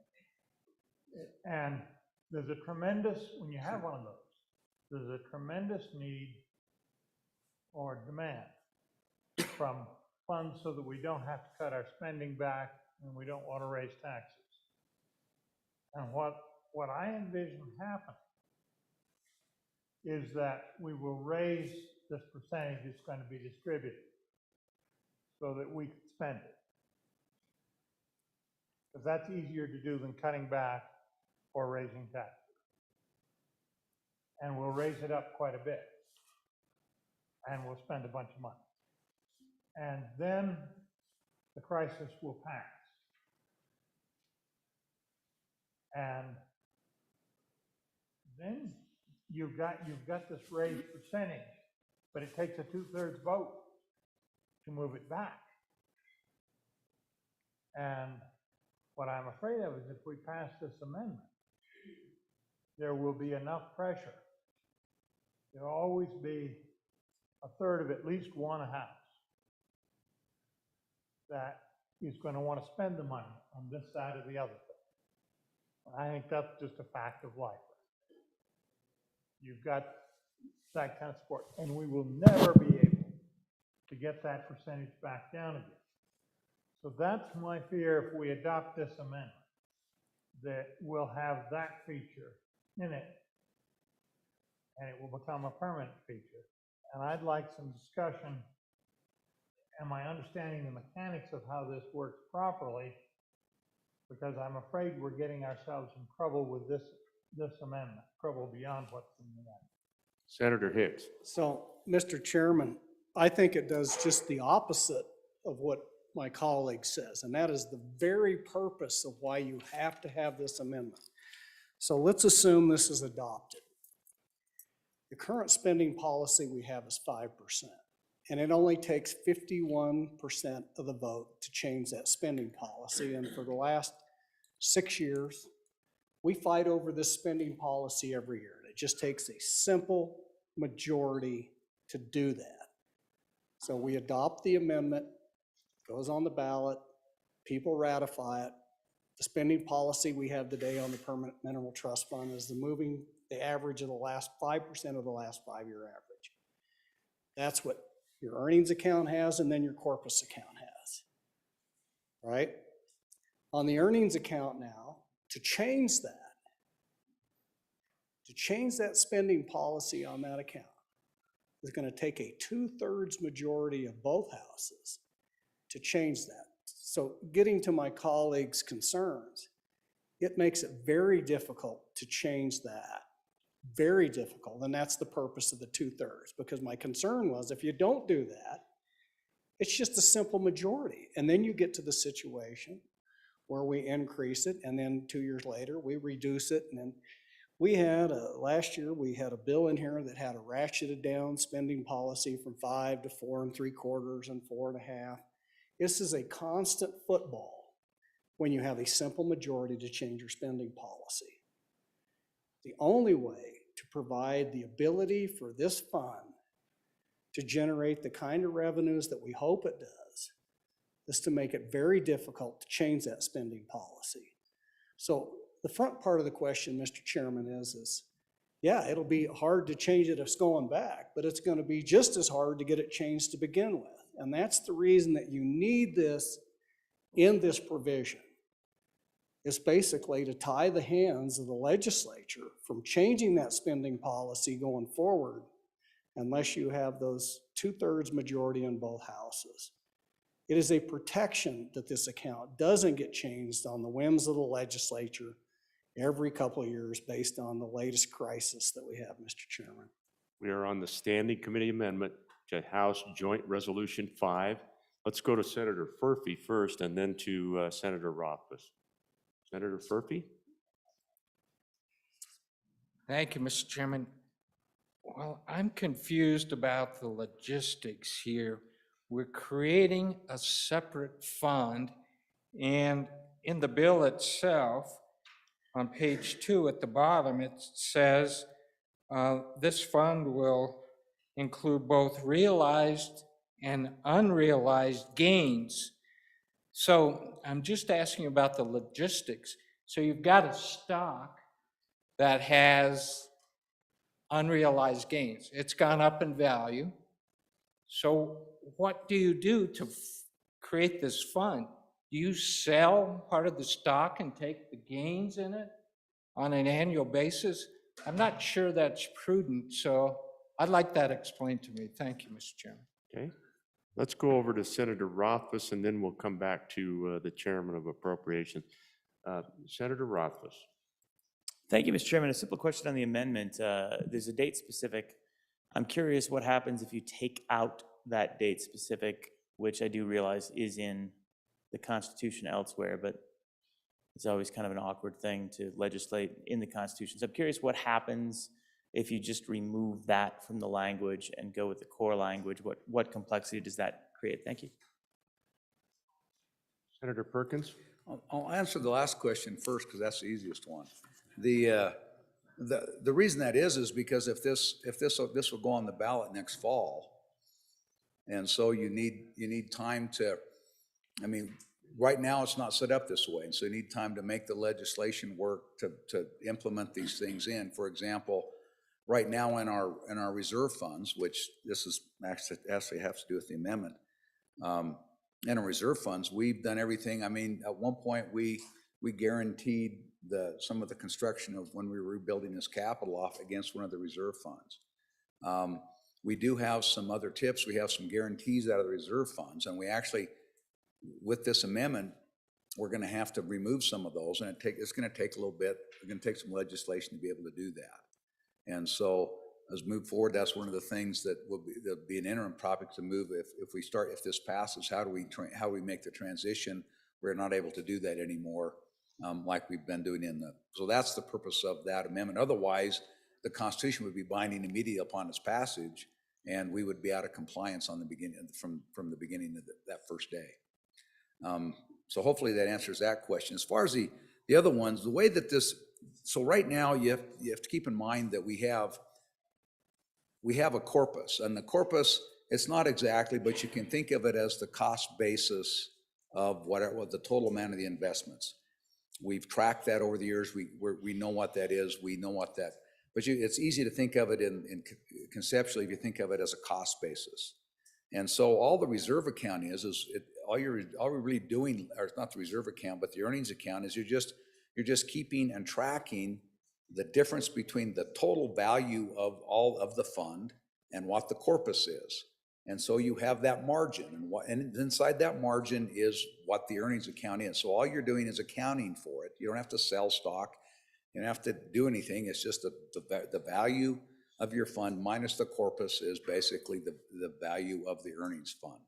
Out of that, then from that then comes, we've always had this spending policy. Right now, the spending policy is, as the good Vice President said, is 5% of the 5-year moving average of the market value of those at the end of each fiscal year, or the first day of each fiscal year. You average those numbers, multiply it by 5%, that's the spending policy. That's still unless that changes, that's still the spending policy. And you compute it by recognizing, you compute it the exact same way you've always computed it. And now you know is, all right, out of this difference between the fair market value of the investment and the cost value, so if there's enough in there to pay for that 5%, then the treasurer makes sure that he's got enough either interest, dividends, or other cash flow to cash flow that 5% out of that difference. That's all it is. It's about that simple. The accounting is a little bit more technical, but it's that simple concept. So the object of this is quit waiting around for capital gains, quit waiting around for whether treasurer decides if it's going to sell a stock or not sell a stock. If I go back to several treasurers, I know that the governor used to call in the treasurer, just a couple governors ago, used to call in the treasurer and say, I need $250 million. Would you please go sell some stocks? We're trying to get away from that. We're trying to say, let these things work, let the professionals invest it, and then we will harvest our spending policy off these funds, and this is a modernization that lets us move to this. It's called a total return type of approach. And that's, we're just trying to move in that direction. So it becomes, the investors go invest, and the treasurer then recognizes his obligation with respect to determining the cash flow of the investment policy, provided there's enough room between the corpus and the fair market value that you can do that. So that's what it is. Going back specifically also about the spending policy itself and changing it, I think initially the spending policy on these accounts were 8%. Over time, I think they've been at 8, then they were down, I think they went down to 7, I think they were down to 6, and they've been 5. It's been 5 since I've been here. So it's been 5 for the last 16, 18 years. And we've always had those successes. A year ago, we had some great debates in here, and those typically were either failing or passing on a 15-14 vote, excuse me, a 16-14 vote in here. And so this would say that if we're going to change these things, whether we're going to change them up or whether we're going to change them down, this amendment, we're going to do that in a supermajority of us. We're going to have 2/3 agree on changing it up or moving it down. 2/3 of us are going to agree on that before we move in either direction. And that'll help us, I think, hopefully, I think that'll help us be a little bit more conservative so that we can't just go automatically raise this if we have a tough time, we want to spend more money, you have to raise it. Keep in mind that you can never spend this. If the corpus, the value of all the funds is at or below the corpus level, there's no money to spend. There's no income to have. But guess what, folks? That's the way it is now. It doesn't change. If there's no money in the reserve accounts, and you don't have and there's losses in the corpus, there's no income that comes out of those funds now. So it's not a real big change from what we're doing now. The biggest change is it'll take 2/3, and also will be prohibited from pledging or otherwise changing or modifying what we're doing with those reserve accounts. You can and you can think it's not exactly the same, but you can roughly think of this earnings account as the reserve account we had before. It's a little bit different, but you can think about that, and we're not going to be able to pledge it and do some things like we've done with it before, with tips and flips and holds and intercepts and things like that. Are you ready for the question on the standing committee amendment? Senator Kinski. You know, I have grave reservations about the bill. I don't know that I can support it, but I do know it's got to have this amendment on it. It's got to have that 2/3. That firewall of protection has to be there. I still am not convinced the bill itself is a good idea, but I do think we need this amendment. Are you ready for the question? All those in favor of Senator Perkins' motion to adopt Standing Committee Amendment Number 1 to House Joint Resolution 5, please say aye. Aye. Any opposed, no. That Standing Committee Amendment has passed. We're back on the joint resolution. Senator Scott. Mr. Chairman, let's take a look at what this proposed constitutional amendment is actually doing. Mr. Chairman, if you look on page 2,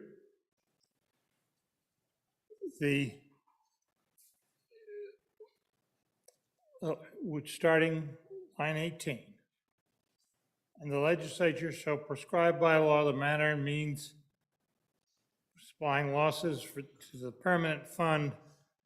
The monies in the permanent fund shall be invested as prescribed by the legislature, and all investment earnings, which may include both realized and unrealized gains. Let me emphasize that one again, which may include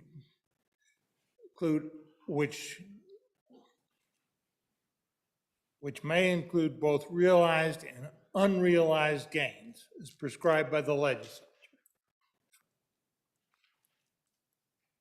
shall be credited by the state treasurer to a separate earning funds on not less than an annual basis. The separate earning funds may be invested, held, or distributed as prescribed by the legislature. What are we doing here? we're going to take unrealized gains, which are now part of the body, the corpus of the Permanent Mineral Trust Fund, and we're going to put them in an account that we can spend from.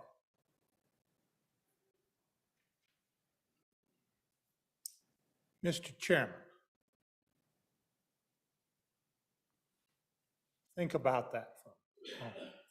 What you're going to do is take those out of the protected account and put them where we can spend them. And we will spend them. I can tell you from years of experience down here, if it's there, we'll spend it. I've seen an exception, one, 1981 or 1982. But other than that, we spend them. And we're going to take stuff that has been in the corpus and spend it. And so we're going to limit that's exactly what we're going to do. Look at the language. May include both realized and unrealized gains prescribed by the legislature. Separate earnings may be invested, held, or distributed as prescribed by the legislature. That's what it says.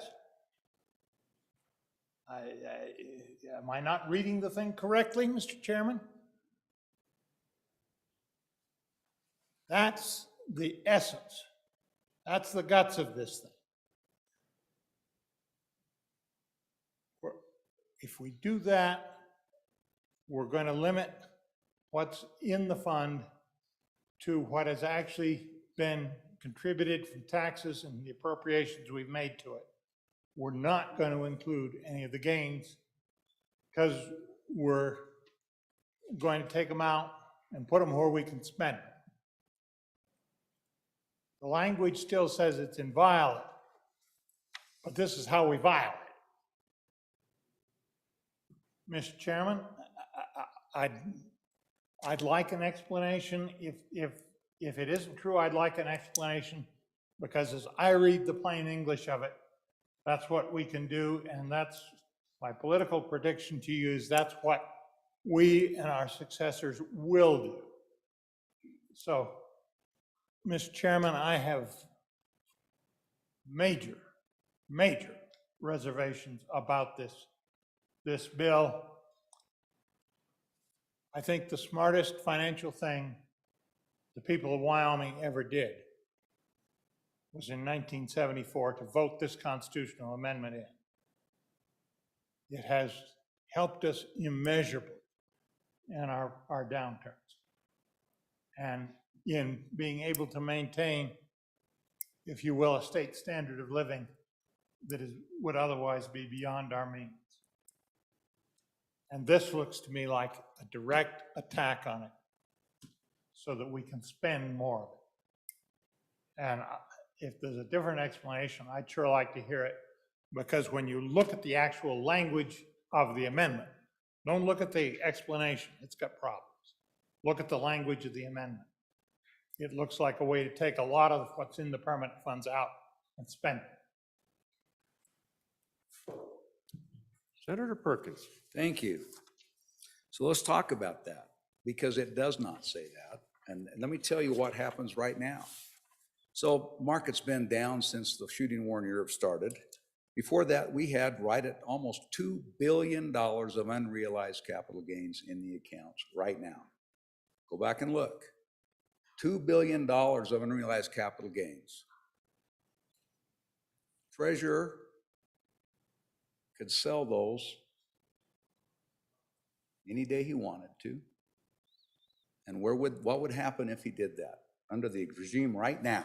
Where would that $2 billion go? The cost value of those investments remains in the corpus, so it's in the corpus. The gain, the $2 billion, which is the unrealized gain sold, where does it go? It goes to the general fund, where it will be spent. That's today. So what does this say? This says that you will take and simply you'll account for and recognize those gains, and you'll hold them in the separate, what they call the earnings fund. And from that fund, we'll decide how we spend. And that's what we do now. Right now, we say, okay, right now we count earnings as all capital gains are invited to our earnings. We count them all those earnings now, and they all flow to the general fund. What we're trying to do with this amendment is recognize those, and then you go back and you live on the spending policy, which is 5% of the 5-year moving average. And that's what you get as long as you have enough either gains, you have enough either realized gains or unrealized gains. You've got this margin above the corpus, so you're not invading the corpus. Only if you have that value can you have any of your earnings. If you don't have, if there's no capital gains, realized or unrealized, you don't get to spend the 5%. But the other thing this does, again, if there are losses, it says you have to put them back. You have to account for them. You have to supply and put them back. And that's never been in the Constitution before. So if you think that's what this does, guess what, folks? You can do it today. And we've done that. In my term here, we've had $300 million come in on capital gains, and we've spent it. This is trying to rein it in so that doesn't happen, and we live on the spending policy. So you can vote this up or you can vote it down, but you're not saying you can't spend unrealized capital gains, because all it takes is for pull the trigger, turn them into realized gains, and they can be spent. Senator Scott. Mr. Chairman, once they're realized, they can be spent. That is the current policy, and I think we all recognize that. But we've structured the way we invest things and whatnot so that in practice, they have not been unreasonable about translating unrealized gains. And maybe we ought to put some restraints on that. But this doesn't. This says take the unrealized gains, put them in that account, and you can spend them. And that, ladies and gentlemen of the Senate, Mr. Chairman, that is an invitation to a disaster. That is an invitation to a raid on the permanent funds. You know, I've seen a lot of bad legislation in my time here. I think this and its companion bill are among the worst I have seen, because I think this will, given the political pressures, and I was here when we were essentially broke. At the end of there was a bust that started in 1982 and really didn't end until the early to mid 90s. And we were desperate. We added a penny to the sales tax. And it wasn't a controversial bill, went right through. We were desperate. We get under that kind of pressure, we'll spend it.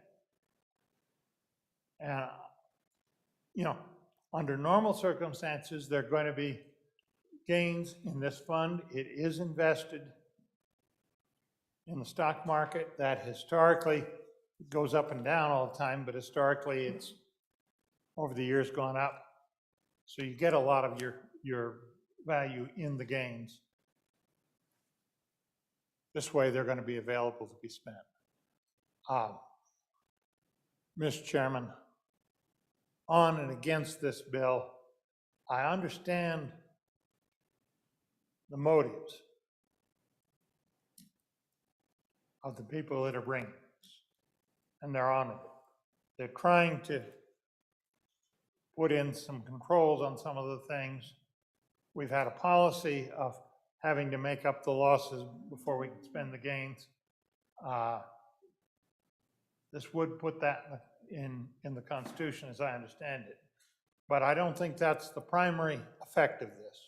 I think the primary effect of this is to make more money available to be spent at the expense of the future. And I don't think that's what we voted for in 1974. And I say we. I remember voting for it as a private citizen, but this is a smart deal. It was. And you're always afraid politicians will find some way to rate it. And this looks to me like a way. So on and against the bill. Senator Hicks. Mr. Chairman, I can see where we got off to a wrong step here, and probably we should have done a little better explanation of why we're doing this. But first, let me try to address the senator's concern. You can't spend more than what your spending policy is. That's all you can spend, folks. You just can't go in and raid the corpus willy-nilly, whether it's in the earnings account, because it's still part of the permanent mineral trust fund. You just can't do that.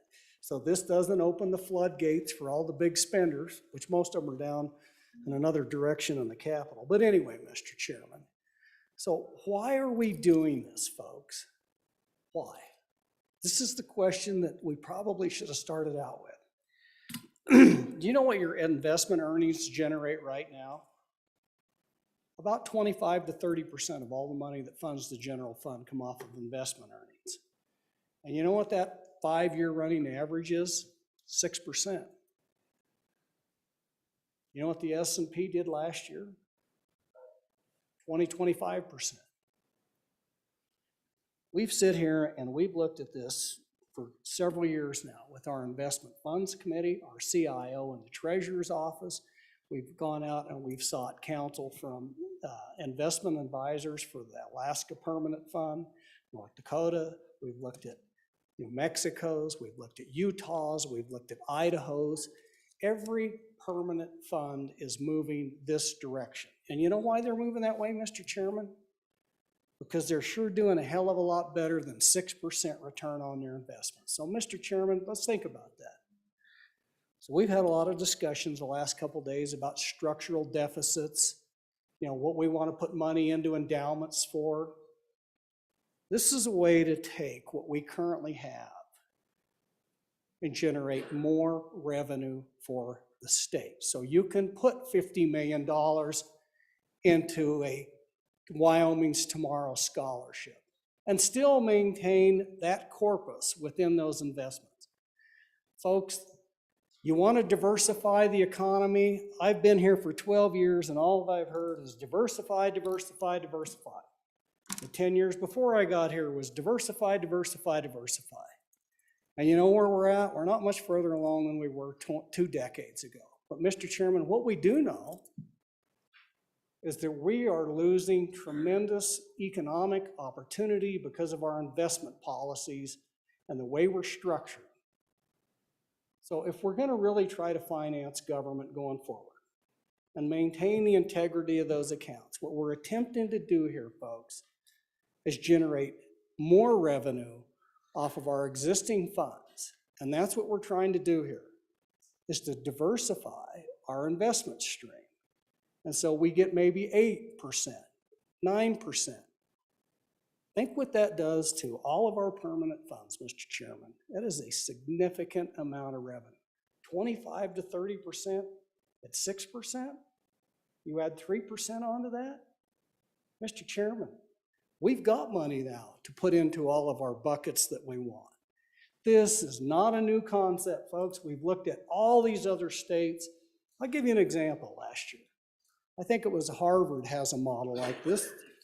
The alma mater for my friend from $22 billion or $42 billion under their endowment model is what their permanent fund generated.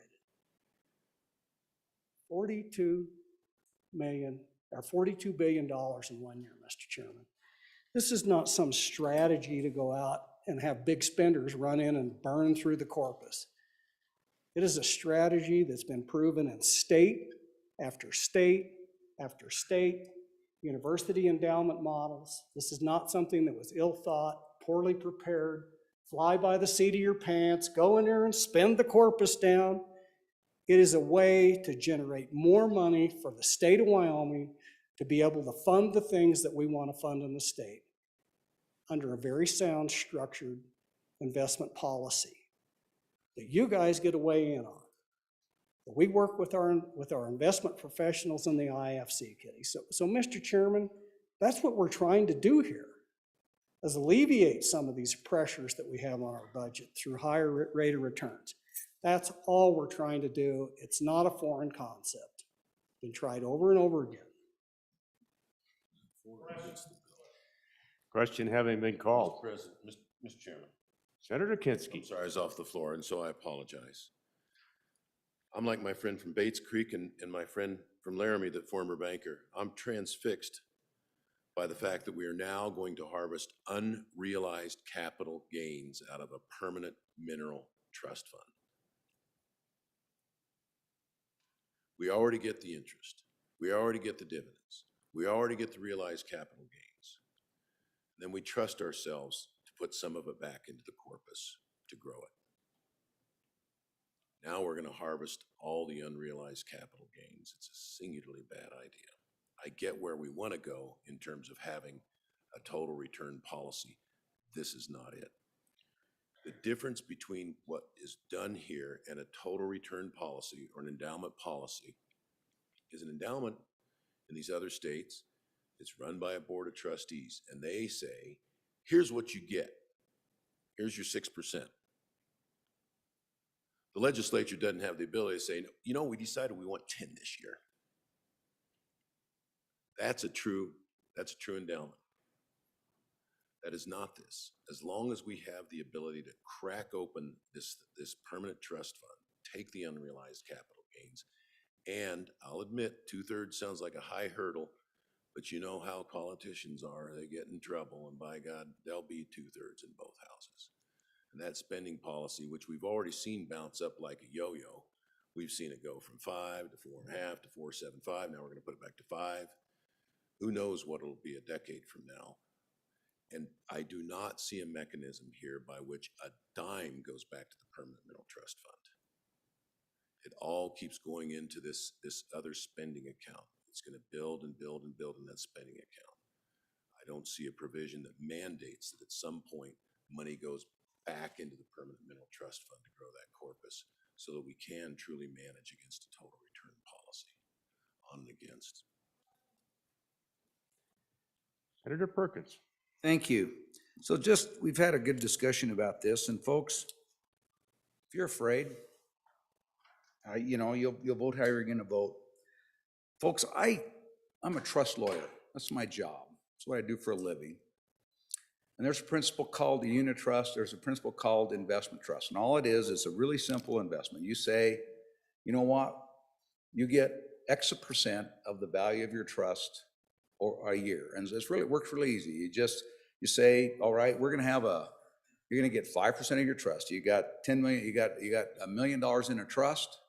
You get 5%, that's $50,000. So you know that the beneficiaries of that trust are getting $50,000 over the course of the year. That's the spending policy. That's how it works. And what that does is for the investment people, it says, all right, you've got this $1 million, you go invest this $1 million and you get the best return you can for it. You don't worry about how much is in capital gains and how much is in dividends and how much is interest.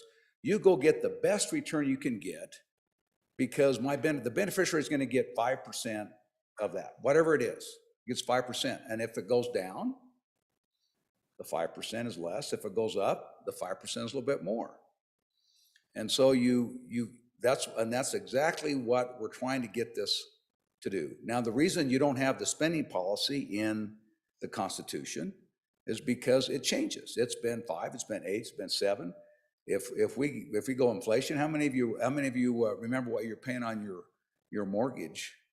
Back in the 80s. I remember I used to scoff at 5.25% return on my passbook savings. But man, what sucker would do that? Now we'd do that all day long, twice on Sunday, if you could get a 5.25% on your money. So that it changes and it goes up and down. And those spending policies, whether they're from a trust fund, whether it's a government trust fund, whether it's a school trust fund, those will go up and down too based upon inflation and based upon circumstances. If you get in tight times, and you may have to reduce that. You may have maybe down to you're at 3.5%. And if you get back in the 80s, maybe it's at 8 or 9%. You'd still be doing better. You were crazy. You could, if you didn't make 10%, you didn't know what you were doing back in the 80s. So you can vote this up or you can vote this down, but don't, if you think that somehow you can't harvest and spend capital gains in the circumstance we have today, you're not paying attention. Because it's happened before. It happened when I was down here, where we came in and we harvested over $300 million, and a bunch of it went to build buildings at the university and some other things.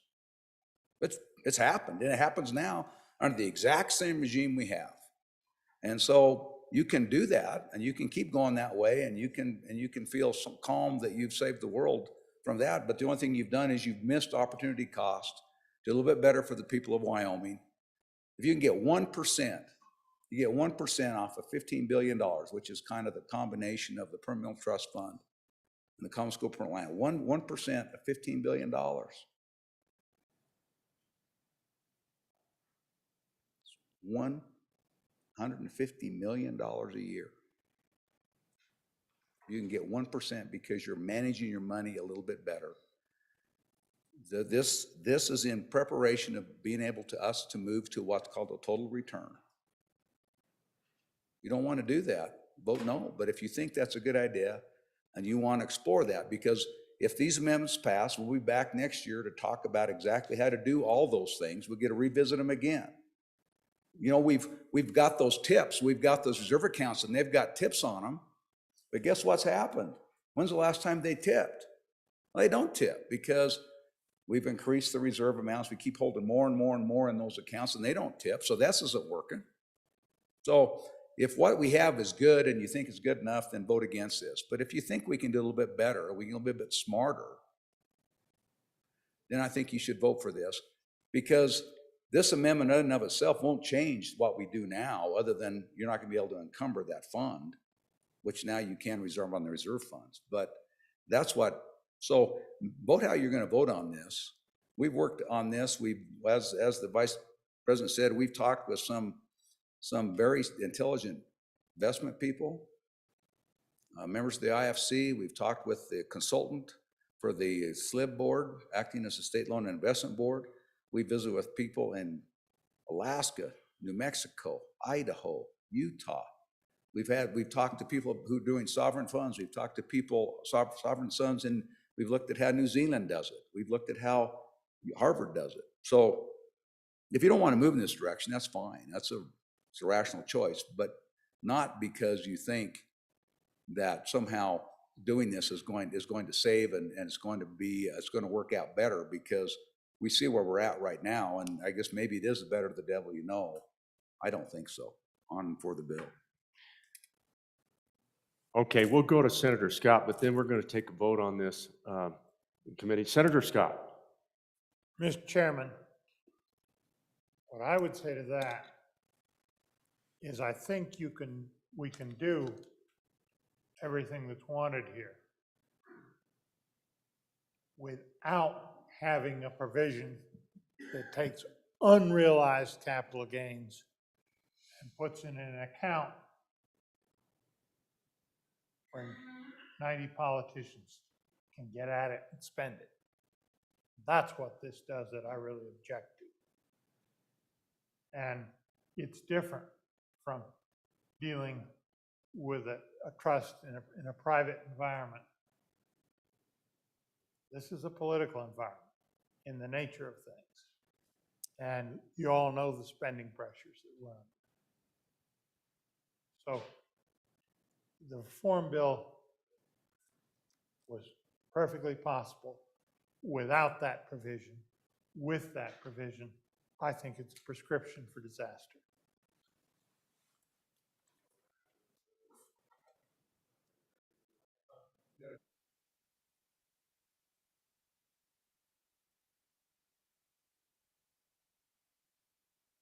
We don't need a roll call on committee of the whole. So all those in favor of Senator Perkins' motion that when the committee of the whole rises to report, it do so with a due pass recommendation on House Joint Resolution 5, please say aye. Aye. Any opposed? No. No. House Joint Resolution 5 has passed committee of the whole. Division having been called. All those in favor of HJ 5, please stand.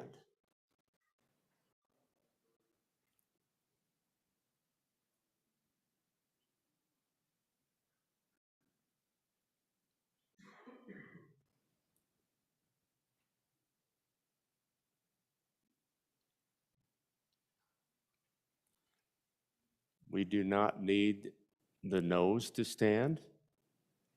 Yes, we're on a bill, so the noes, please stand. Please stand. Noes, please stand.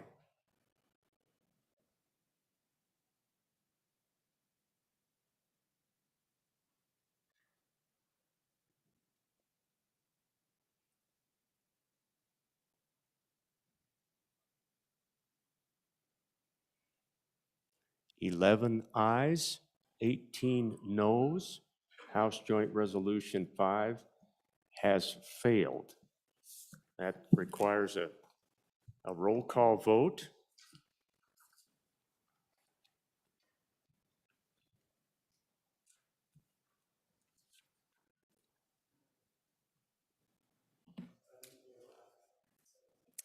Roll call vote, House Joint Resolution 5. Anderson? Baldwin? Aye. Beitman? No. Boner? No. Bouchard? No. Case? Aye. Cooper? No. Driscoll? No. Ellis? Aye. French? No. Murphy? No. Baru? Aye. Hicks? Aye. Hutchings? No. James? No. Kinsky? No. Cole? No. Cost? Aye. Landon? Aye. Aye. McEwen? No. Nethercott? Aye. Pappas? Aye. Perkins? Aye. Rothfuss? Aye. Salazar? No. Schuler? Aye. Scott? No. Steinmetz? No. Wasserberger? Aye. Anderson?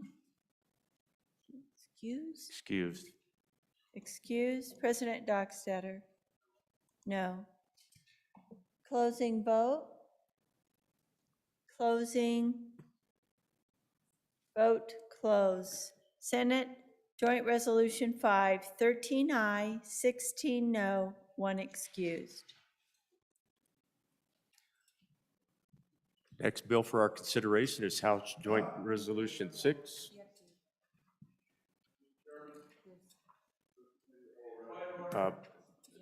Hang on just a minute, Mr. Majority Floor Leader, there's more to this. So pursuant to Senate Rule 6-5, having failed a standing division, the roll call was required and then the chief clerk did so. So House Joint Resolution 5, having failed the roll call vote pursuant to 6-5, is deemed indefinitely postponed. And now, Mr. Majority Floor Leader. Committee of the whole rise to report. You've heard the motion. All in favor, say aye. Aye. Is there anybody opposed to that? The motion carries.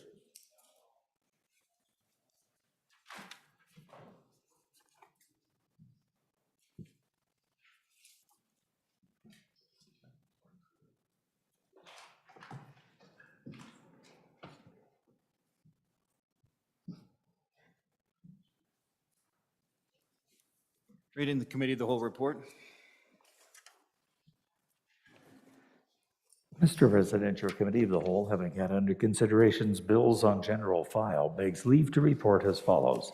House Bill 107, do pass. House Bill 73, do pass. House Bill 146 engrossed, do pass amended. House Bill 44, do pass. House Bill 53 engrossed, do pass amended. House Bill 91 engrossed, do pass amended. House Bill 96 engrossed, do pass. House Bill 92, do pass. House Bill 105, do pass. House Bill 64 engrossed, do pass amended. House Bill 131 engrossed, do pass amended. House Joint Resolution 5 failed to pass Committee of the Whole and was indefinitely postponed. Senator Landon, Chairman.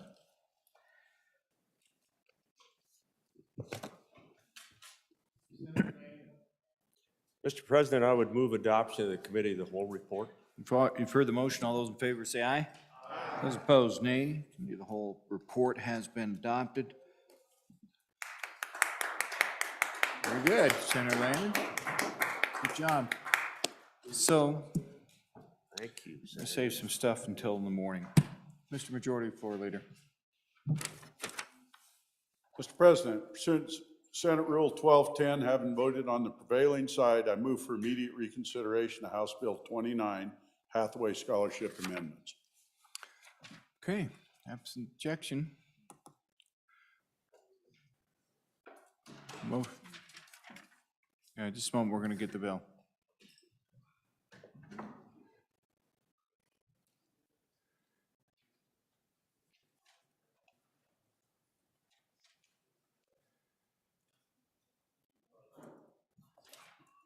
Okay, reconsideration of House Bill 29. Again, folks, two different votes. This is for reconsideration.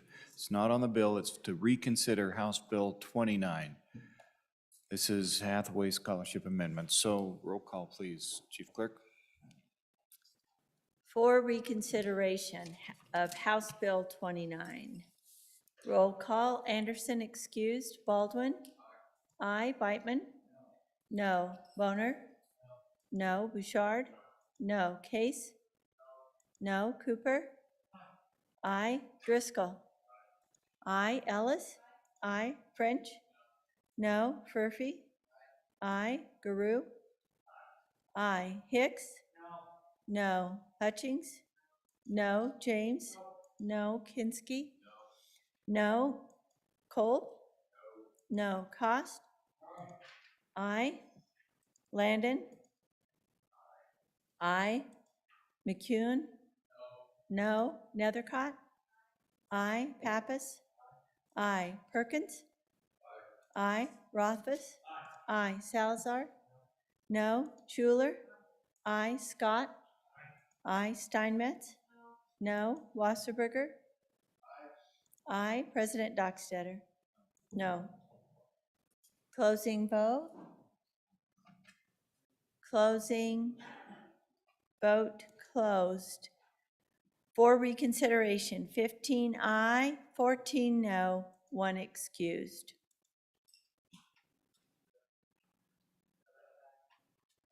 For reconsideration of House Bill 29, the reconsideration is passed. Yeah, so it's a majority of the quorum. It's passed. That's for reconsideration. Now back on the bill. Folks, this one is on the bill itself. Hathaway Scholarship. Third reading roll call vote, House Bill 29. Anderson excused. Baldwin? Aye. Beitman? No. Boner? No. Bouchard? No. Case? No. Cooper? Aye. Driscoll? Aye. Ellis? Aye. French? No. Furphy? Aye. Garou? Aye. Hicks? No. Hutchings? No. James? No. Kinski? No. Cole? No. Cost? Aye. Landon? Aye. McEwen? No. Nethercott? Aye. Pappas? Aye. Perkins? Aye. Rothfuss? Aye. Salazar? No. Schuler? Aye. Scott? Aye. Steinmetz? No. Wasserberger? Aye. President Dockstetter? No. Closing vote? Closing. Vote closed. House Bill 29, 15 aye, 14 no, 1 excused. Got a majority, so House Bill 29 on reconsideration is passed. No? Regrettably, it failed. Okay. All right, so House Bill 29 has failed on reconsideration. Okay, clarification, majority of the membership at that time. Okay. Mr. Floor Leader, go ahead. Thank you, Mr. President. I move the Senate stand adjourned until 10 a.m. tomorrow morning,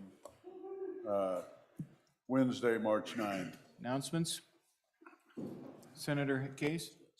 Thank you very much, Mr. President. Our friends in the Wyoming Capital Club have an event for us at Little America. It's the taco party, and they're looking forward to seeing you. Thank you. Senator Landon?